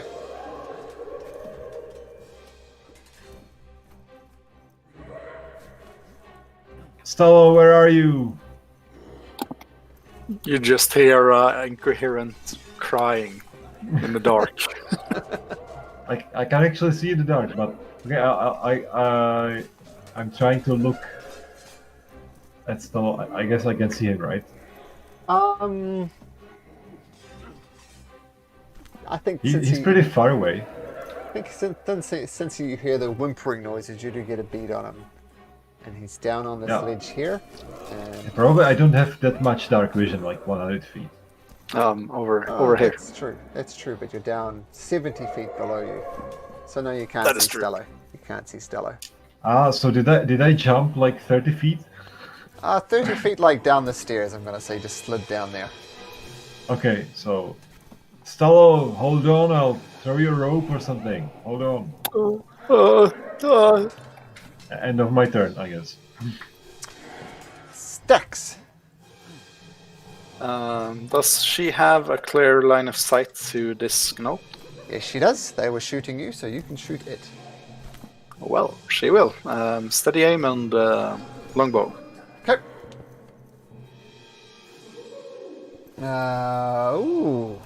Ooh, as I said, they have 22 hit points. So that one goes down. Okay, now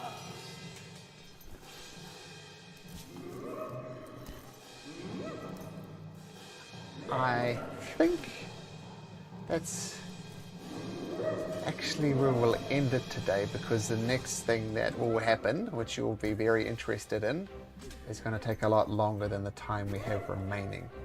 So I'll pause it right there, plus Stax can come back into it next time as well.